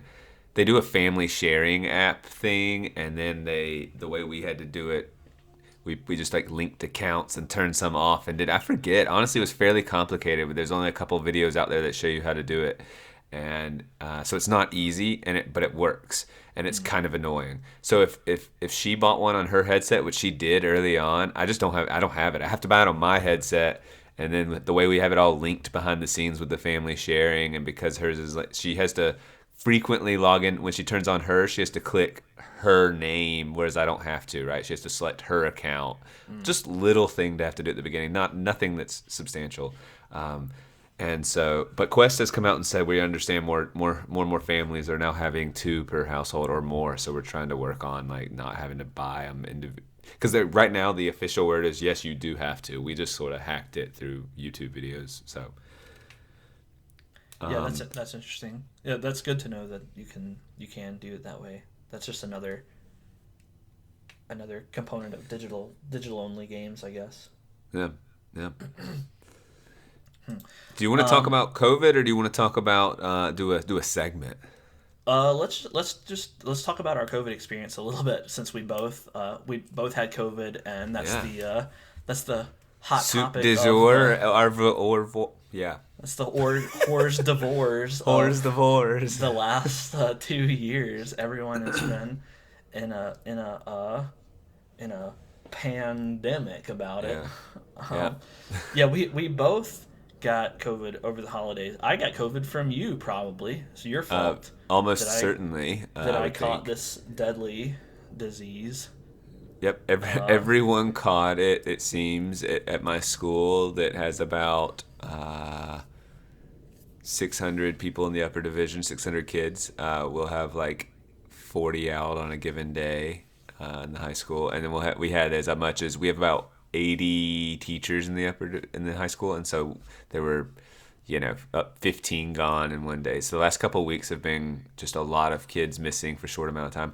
But yeah, it was over the holiday break. I got it, and my girlfriend got it. My dad got it. My mom eventually got it. My brother got it. You got it from us almost certainly. I was feeling like, I think the day you came over to watch some B movies, I told you like, oh, I'm not feeling fantastic, but whatever. Then you came over, we watched movies, and when you left that night, it hit me in the middle, like laying down for bed, and I had a fever and I was miserable. The 2 things I remember was that night was awful. I had a bad headache, just a migraine level headache for about 24 hours, and was that sort of fever where you're both hot and cold and you want to put blankets on, but you're sweaty and uncomfortable and you're shaky and all of that. That day 1 was freaking miserable, man. Like horrible.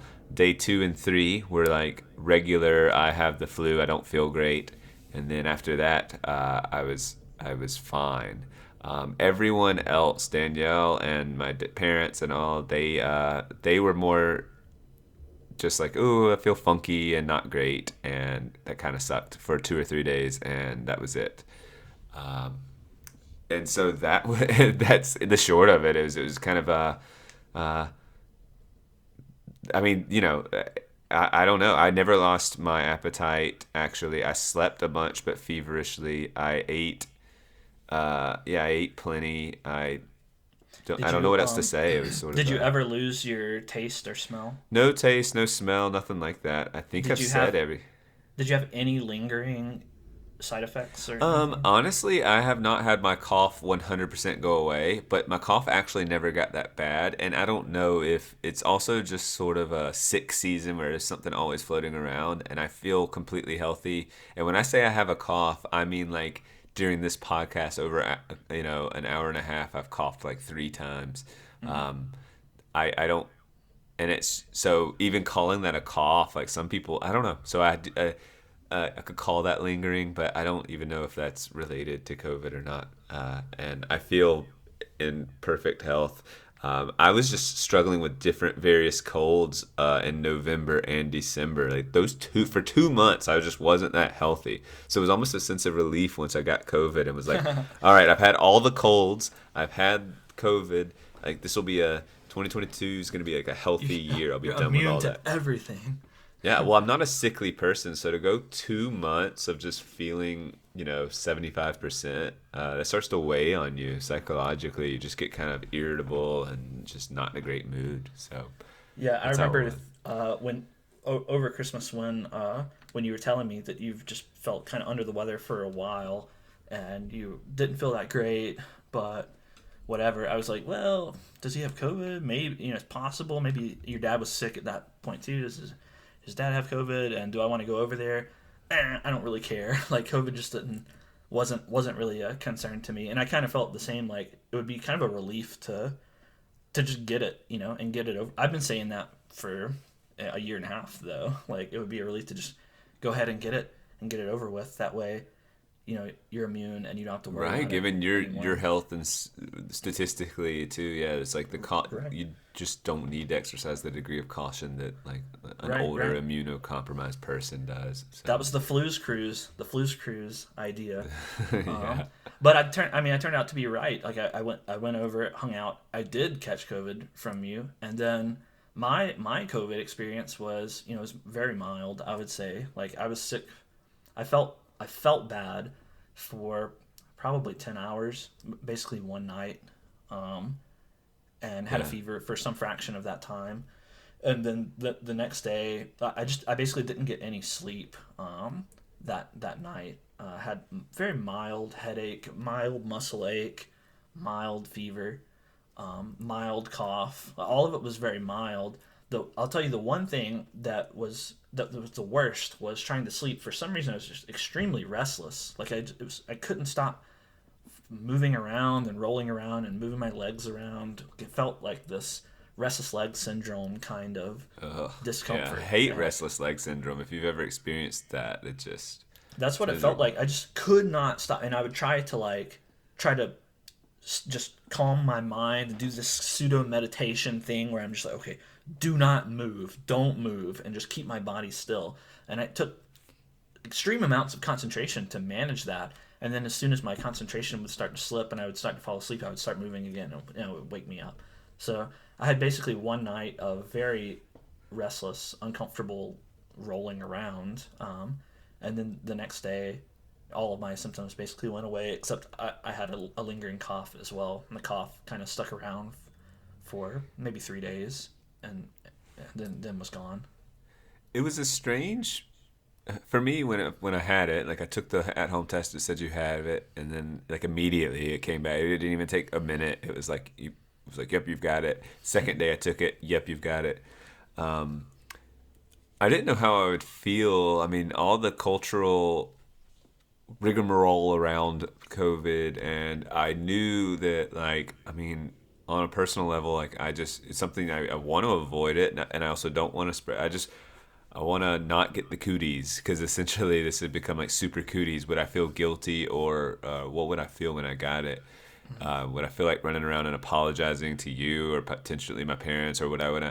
And so there was this like, ooh, where did I get it from? Was it this restaurant? Was it my brother? And like wanting, I mean, it's just natural when something happens to you, you want to understand how did you get to that position? Just sort of okay.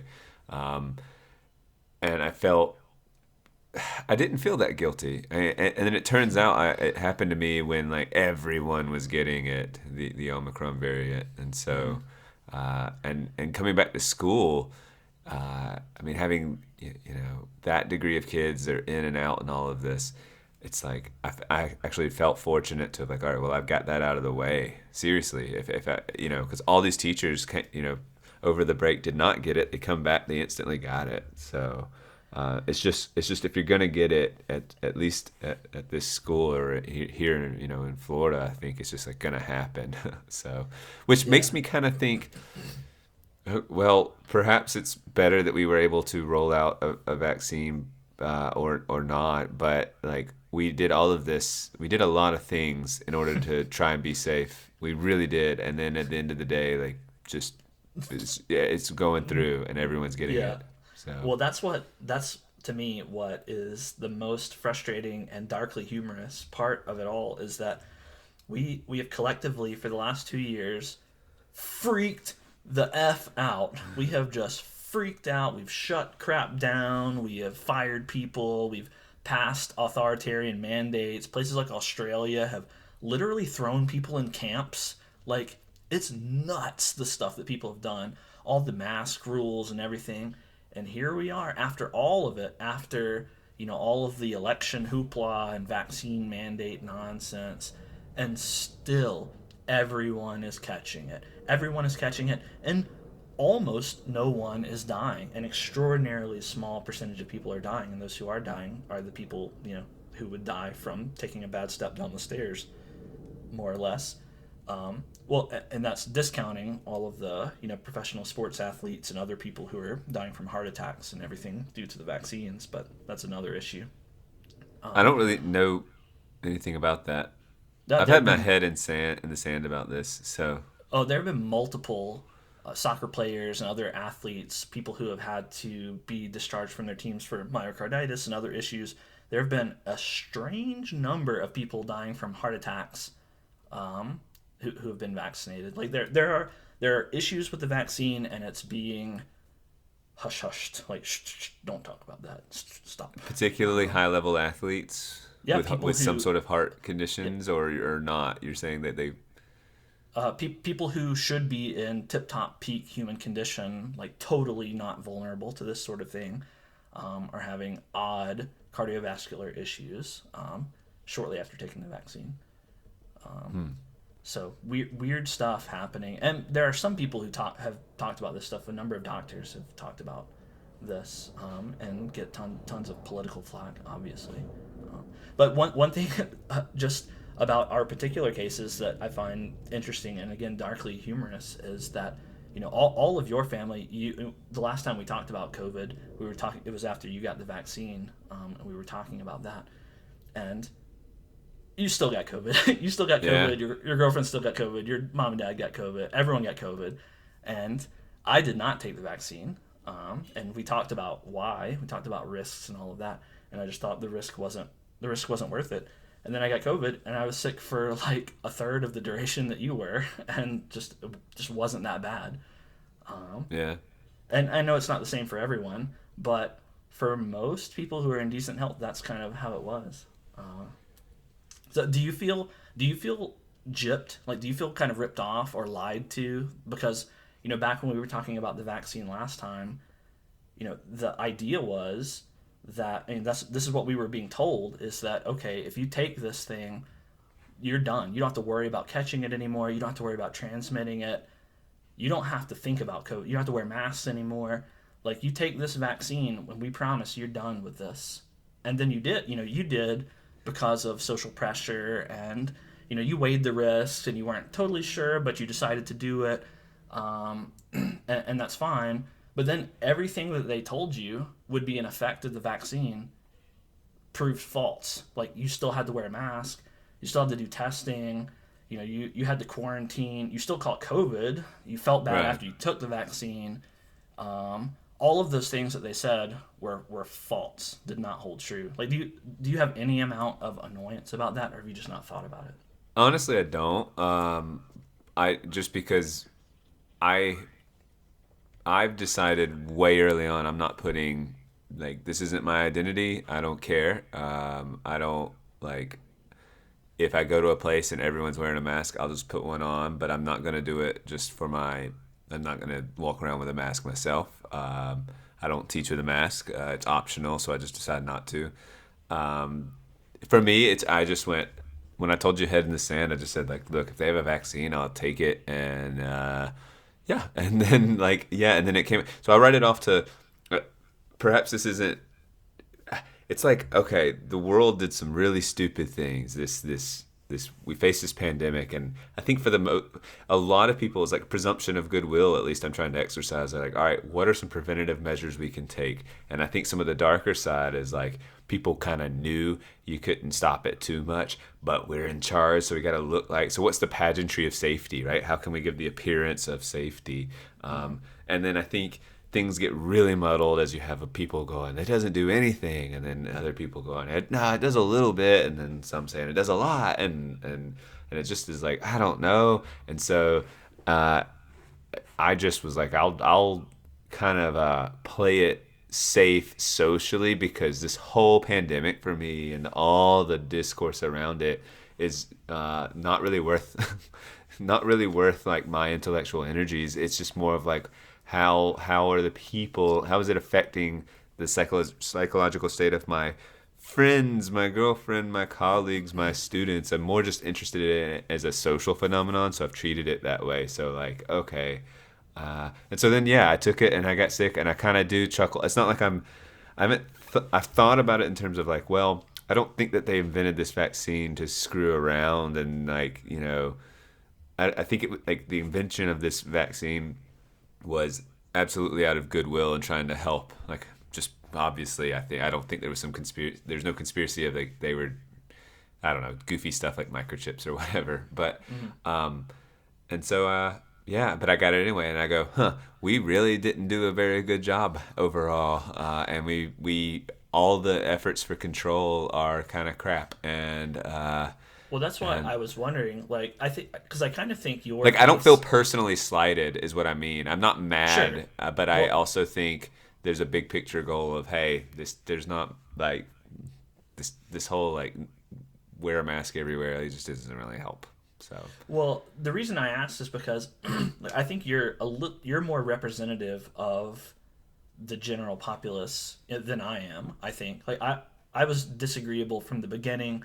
Um, I was looking at the information that was available and saying this is stupid, and I'm not going to go along. And I did, social consequences be damned. That was kind of my stance. But your stance was more what I think the average person would be like, oh, everyone else is doing this, so maybe I should too, and what are the consequences for my classroom and my job and all this stuff, and so you kind of went along. You took everything on good faith. You ascribed good intentions to the vaccine makers, the policy makers, and everything.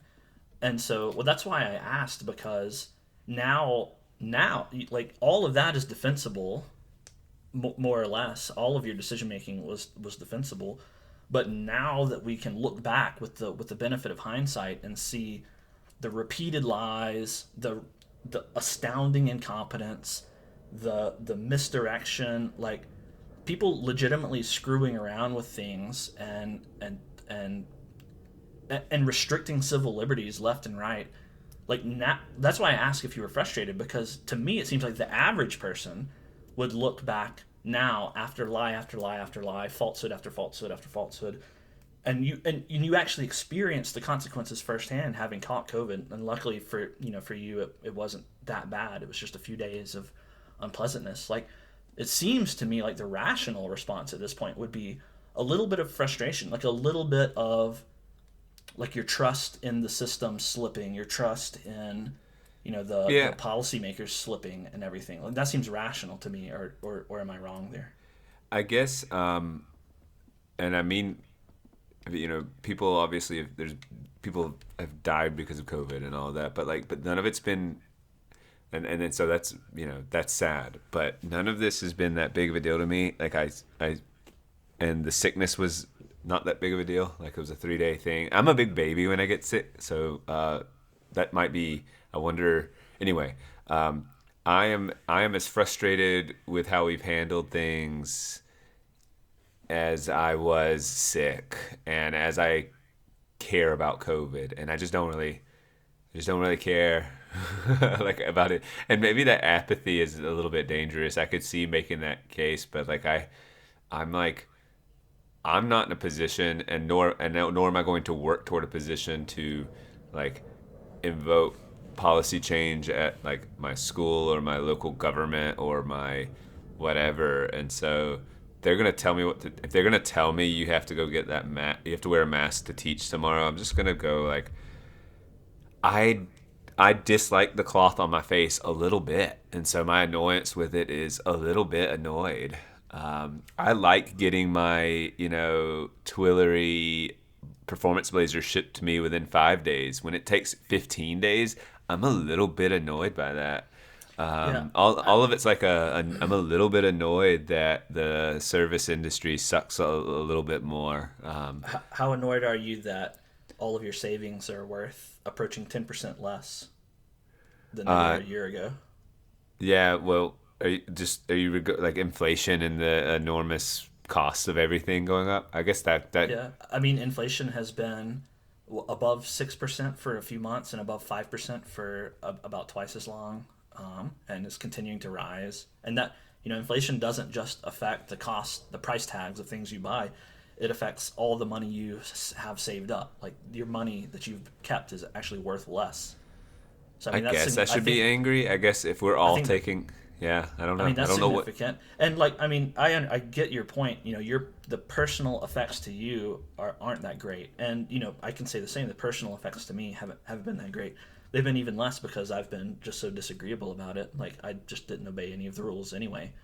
Um, But I think that still had to be a little bit of a cost. You had to go through some mental energy and sure, like sure, some yeah. confrontations in publics and stuff. Like you had to. You probably paid more of a cost than I did. I mean, Perhaps, yeah, overall, right? Like perhaps so. And I had more job it's difficulty. taken up more of your mental, like your yeah, it's taken up more room in your head in some ways, or almost Right, certainly. right. Like it's aggravated you this whole thing, and It that's has aggravated me, and that's why that I think that's maybe the difference in our positions. And I don't know which one of us is has the more appropriate perspective. Well, I But think yours is more admirable in that you have some conviction in it, and you're kind of saying, Daniel, come on, have some conviction, be a little angry with me, and I'm just like, I don't know, man.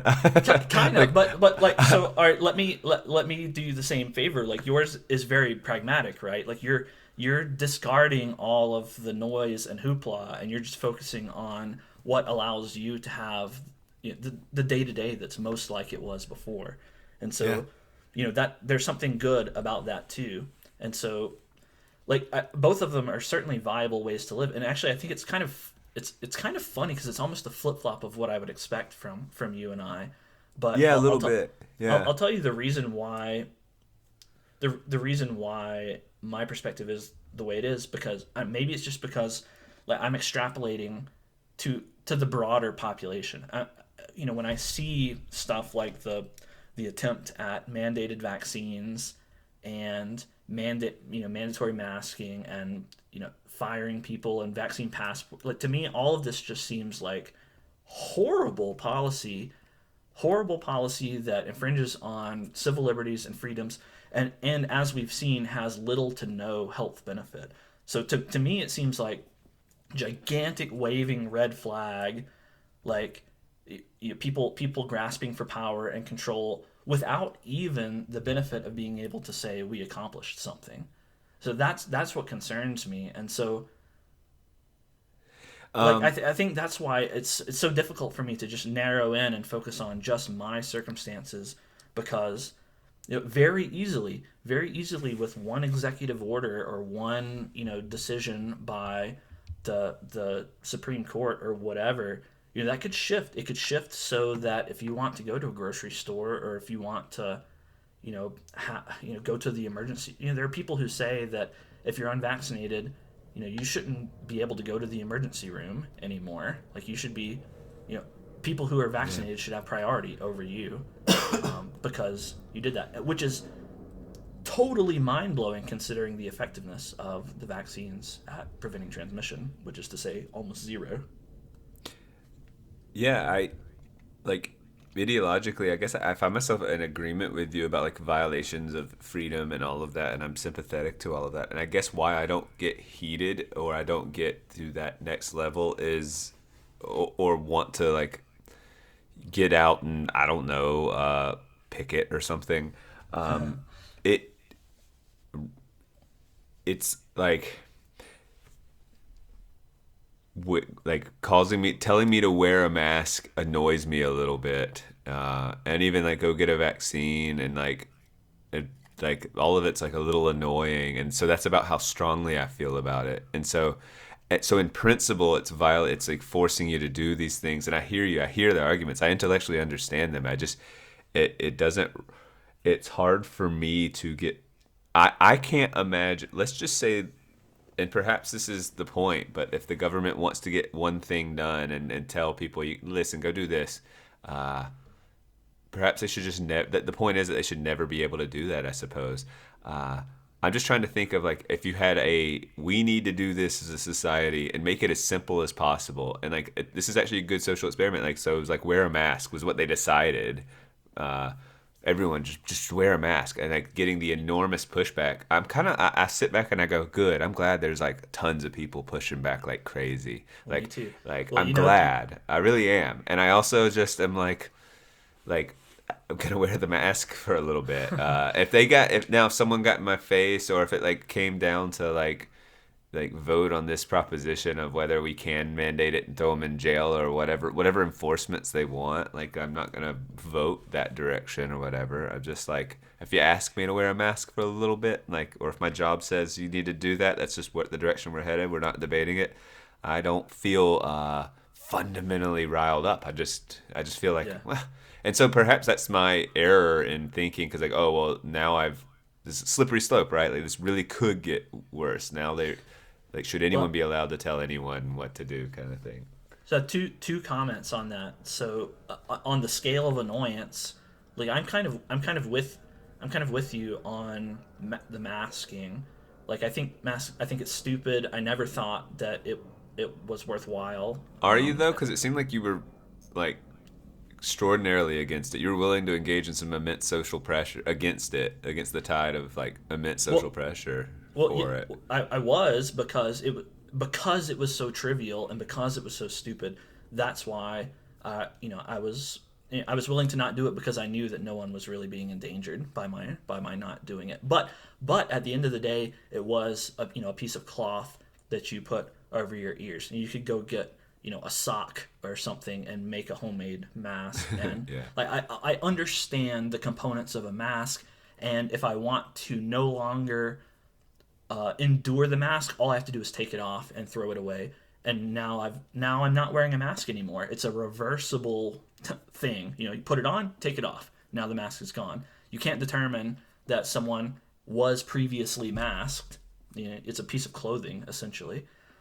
So that's pretty low on the scale of annoyance. Even though Yeah. it annoyed me significantly, it's pretty low. The vaccine is a whole other category. That's a totally different ballpark, right? Because now we're not just talking about a piece of cloth you put in front of your mouth. Now we're talking about a substance, a novel substance, by the way, injected into your bloodstream that can never be gotten out again. And we also don't know what's going to happen with it. And we covered some of this the last time we talked about it. But like on the scale of annoyance, like when it comes to what, if you're going to force me to do something, okay, if you're going to force me to wipe my feet before I come into the house. All right, maybe that's a little annoying, but I do it and now it's over. Oh, you're going to force me to wear a mask while I fly on a plane. Well, that's more annoying, but as soon as I get off the plane, I can take the mask off and it's over. Right. Okay, well, now you're going to force me to inject this substance, and I won't get into all the shady connections and the chemical components and all of that. But there's a lot of additional stuff to consider when it comes to that, and you can't remove it. You can't just take it off. You can't become unvaccinated. Well, technically now you can, since the definition of fully vaccinated Yeah. continues to change. But you can't get it out of your system again. And so when it comes to mandating that, that's mandating something irreversible, and that's a whole other ballpark. And so that's when it crosses the line to me. Like that's when it crosses the line, and when, that's when it seems justifiable for people to start getting more riled up and more angry. Well, I guess I agree with you that the clear delineation between wearing a mask and having to get the vaccine, and like the idea of having to get, it's just more like, I'm glad they developed a vaccine. And then I'm glad it was made available to me. Like I didn't feel forced, but I also, like you've said before too, vaccines are contingent upon the adoption of the vaccine, or everyone doing it, right? Like otherwise, like who cares? Like it doesn't work that way. You have to have the vast Generally, majority. if Generally, if it stops transmission, then it hinges on widespread adoption. But since this one doesn't stop transmission, adoption doesn't matter. So that's and all the defeated. different variants, and yeah, I've wondered anyway. Yeah, yeah, I think forcing anyone to inject anything into them is not really a moral thing to do. Right. So How do yeah, you? I mean, go ahead. What do you think about about colleges who have required these sorts of measles, mumps, whatever? Is it MMR, rubella? I don't know. Yeah, But measles, stuff that mumps, and like rubella. that have kind of always. What do you think about that argument that says, well, we've done this sort of thing for a while now? It's not it's not a solid argument because those vaccines are time tested. They've gone through extensive trials, years to decades of testing. You can see that there aren't any long-term effects. It works by a different mechanism. The mechanism for those vaccines is weakened virus, so weakened parts or desiccated viruses, and you inject that, and your immune system responds to that entire weakened virus particle. Fine.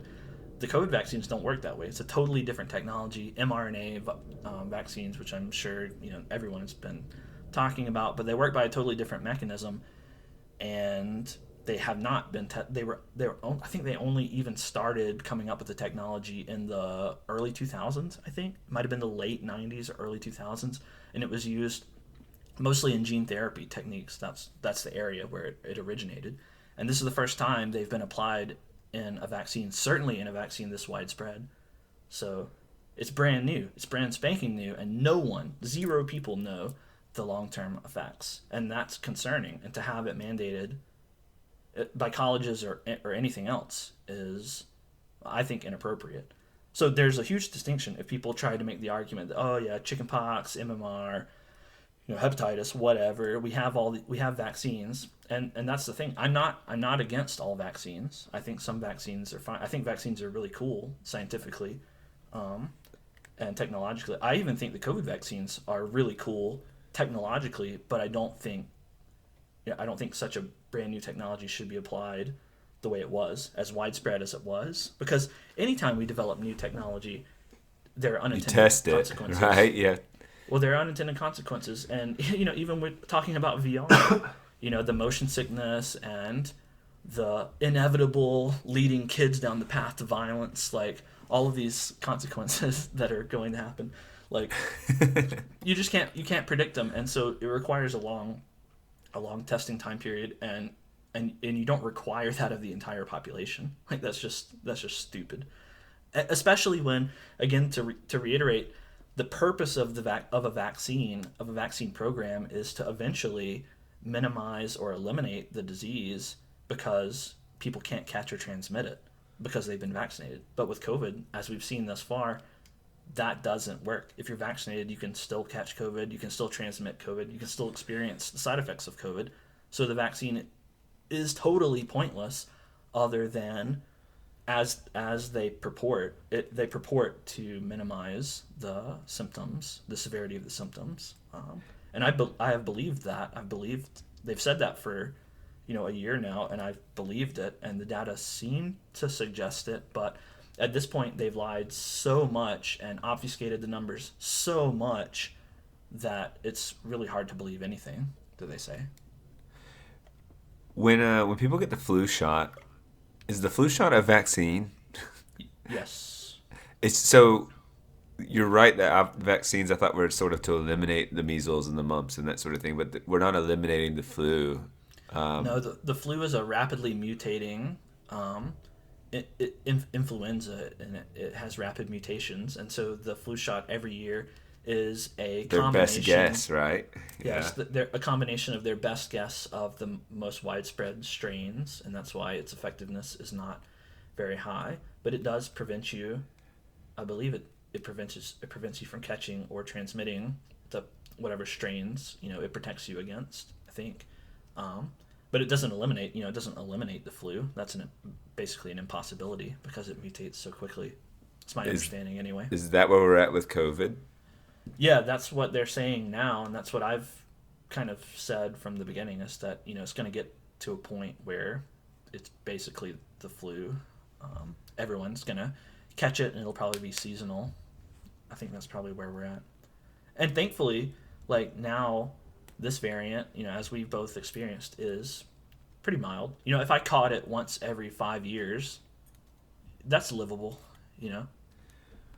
What is it, because this variant is milder? Is it reasonable to assume that we're trending milder, or is there? I just don't know enough about or is it just kind of a random mutation? You could get some crazy variant, you could get a light one, it just sort of is all over the place.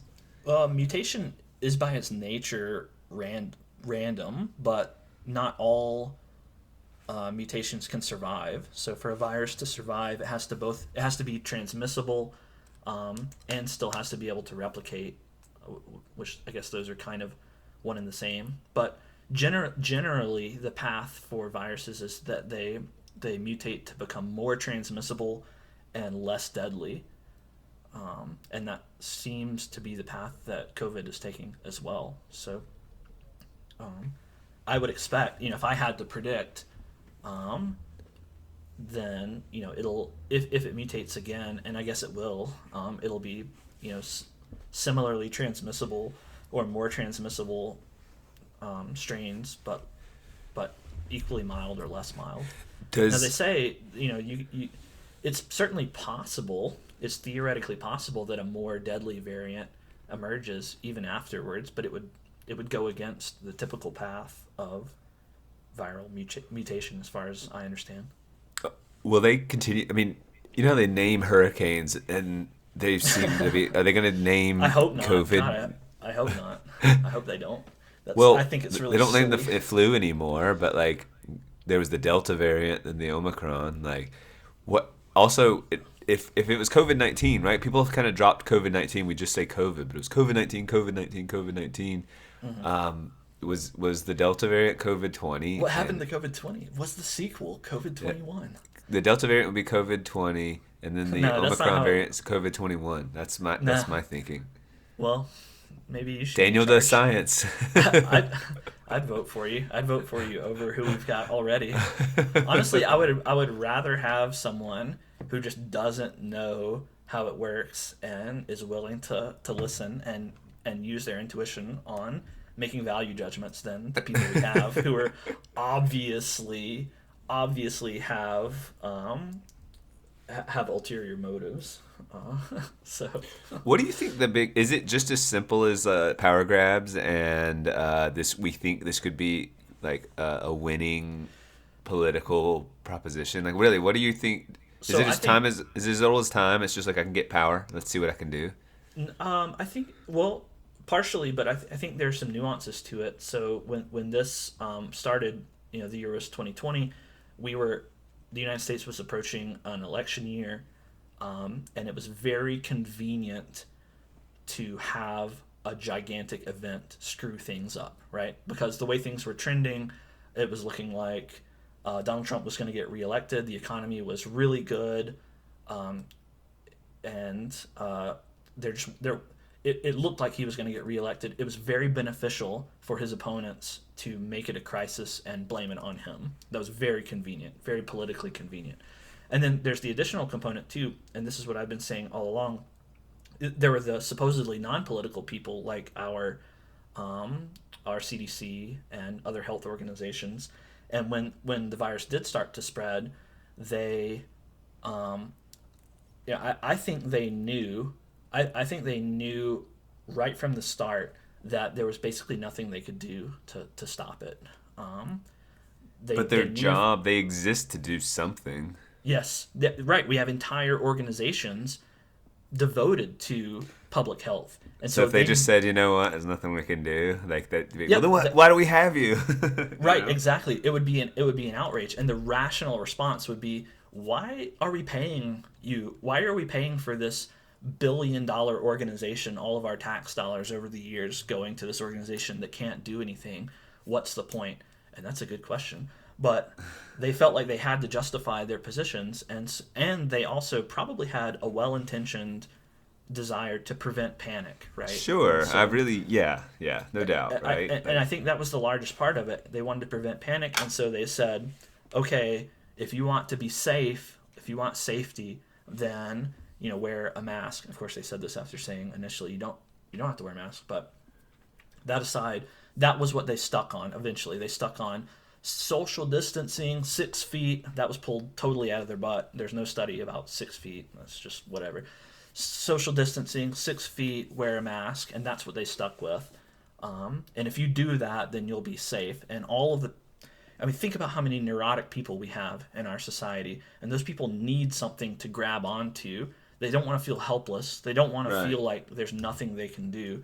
And so that's what That was the strategic move they made to try to prevent panic.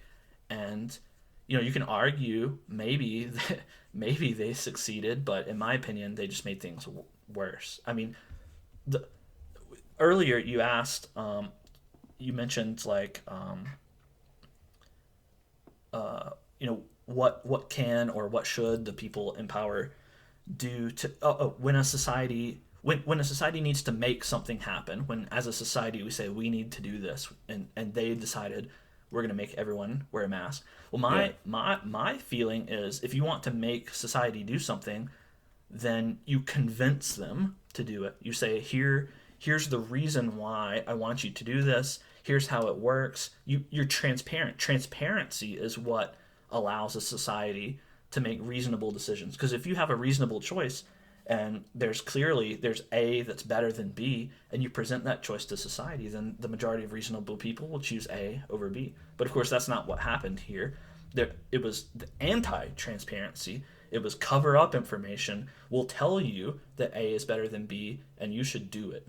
There was no decision involved. It was, we'll tell you what you should do, and that's the problem with most of how we've handled COVID. In my Well, it's opinion. also a problem with how politics runs in general because, I mean, I would think that there's a lot of complicated policy and people are having their best guesses at what's going to work best. And so no politician gets up there and says, I lean toward policy A, but it's really complicated and I might be wrong. They just say policy A is best. This is the direction we're going and I'm right. And if you tend to inherently or intuitively agree, you go, yeah, that's my person. They understand. And so That's so I know it's a dumb. little bit different than what you're saying, but one of the assumptions you were saying is that there is a clear path. Like, there's a clear path for assuming there's a right decision to be made. Let me make the argument for it and the public will see it. And that is correct. I think in this situation, COVID happened and there frankly wasn't like they had decided and this was sort of baked in. We're going to do something, which maybe that's not That's the problem. what should have happened, but they like we're No, going to do something. that's Then exactly the problem. They the should have real said, feedback was like, well, maybe there's not much we can do. And he said, well, we're doing something. What sounds reason like not just what sounds reasonable, what would be kind of convincing as a like it does sound convincing. Hey, this stuff kind of is like airborne, whatever. Like let's make stuff less airborne and keep far apart. And like, okay, this is our plan. And so you well, that's say 6 feet because it that's needs to be actually concrete. And well, that's actually the problem, is that when it's airborne is exactly when masks and 6 feet of distance do nothing. Airborne means that the particles are so small, they're not droplets like that they were saying at the beginning, they're embedded in droplets. Airborne means that the particles are so small that your mask isn't going to do anything, and that any air current in the room or space that you're in is going to essentially disperse these particles, certainly further than 6 feet. They're going to spread out yeah. plenty. And so airborne is exactly the wrong way to phrase it. And that's the thing. Like, they should have said, look, this is new. This is a novel coronavirus. We don't know yet how it works, although I have my doubts since it was likely manufactured. But that aside, the good intentioned people could have said, we don't know how this works. In the past, with other transmissible diseases, these have been things that can be effective. So, you know, please be safe. Do your best to be safe. We're gonna do our job and research it and figure out what the best path to take is. And I don't think they did that. So do you think in this sort of Democrat Republican dichotomy we have that like history plays out favorably for one? Or do you think like You mean, media is it's so complicated now that like we'll just sort of get past it and not learn a damn thing? oh, I don't know, man. I mean, I don't know. That's hard to say. Uh, yeah, I'm more confident with my. Yeah, I've been relatively correct with my COVID predictions. Political predictions, that's not. that's not. That's much more difficult to do.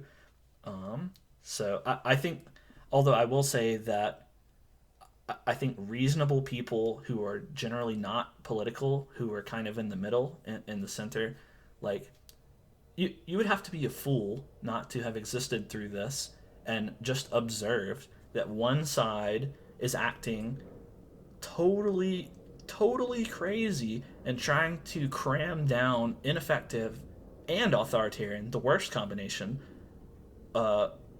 measures on people. And the other group of people has largely been saying, we trust you to behave in the way that's best for you and your family. Like, you have one side that's generally saying liberty and one side that's generally saying we're going to control you. And like, to me, it seems like even if you're not political, just looking at those two options, the choice between those is very simple. And I think that there's been a lot of backlash, and I think that backlash will be hard to ignore. Like, in the United States, the next election is at the end of this year. I don't see COVID hysteria dissipating before the end of the year. So I think that it will be a very good indication of people's feelings on what's happened for the last couple of years. Yeah. So this one way or like the election will be a reaction to COVID and how it's been handled, pretty much. I mean, yeah. Inevitably. Like, I think that, obviously, COVID is the biggest thing to happen to the world in the last 2 years, like, unquestionably. Right. And unfortunately, like, I don't think it warrants all of the hoopla. But I think you're right. I think that you'll see whether you're gonna see it based on that. I mean, there's tons of other things to discuss, like globally and politically, but like that, this will be a This will be will a we okay with referendum. how this went or not kind of moment. It will be a referendum on COVID, on the handling of COVID. Essentially, that's what will happen at the end of this year, and hopefully, I sincerely hope, regardless of your politics, that people can learn from what's happened and learn that maybe just taking a chill pill, maybe not a vaccine, but a chill pill would be Maybe we should better. mandate a chill pill. We should. Everyone take a chill pill. Jeez. Like, just chill out a little bit. I will not talk to you unless you take the pill, the red pill or the blue pill or whatever color the chill pill is. Whatever. You're either on my team or you're against me. You're an enemy. Yeah, take the chill pill. Are you anti-chill? Are you anti-chill right now? Are you being anti-chill? People should chill out. I think, firstly, chill out. Like, geez, just calm down. Media sucks. Don't believe the media. If you watch mainstream media at this point, you're a fool. That's left or right. Like, geez, it's the worst. And big government is bad. Local government is good. Like, that's the takeaway. If you want to live in a state or a community that forces you to do whatever and fires people who are unvaccinated and whatever, then move there. Move somewhere like that. If you want to live in a free place that, there's maybe a little more risk involved, but you're the person who decides what risks you take, move there. Like, that sounds like an excellent system to me. And like that sounds like something that everyone would be able to get on board with, right? Like, because then you can have whatever sort of environment you want. Just go there, instead of having top-heavy federal government cram down the same rules on everyone. I'm with it. Bennett for president, 2024. Woohoo! Yeah. Our huge podcast following will help me out. Yeah, man. Yeah, I think we've had a full, well-rounded podcast, and I don't think we need to tack on superpowers and drawbacks at the end of this one. We can start the next one with I like it. Superpowers and drawbacks. And I think just as a teaser for next time, superpowers and drawbacks, we're going to do the most superpowered and drawbacked superpowers and drawbacks at a level 8. Okay, we've not gone that far. Okay, I'm excited. And I'll be interested to see how you arrived at 8 instead of, you say, 9 or 7, So. Well, I can just imagine. I can just imagine that there's a more superpower out there. So. But I think that's what we'll do. So we'll tease that for next time, and if we can remember, then that's what we'll start with. All right. Well, goodbye. Goodbye. When It's the end. bye again. Over.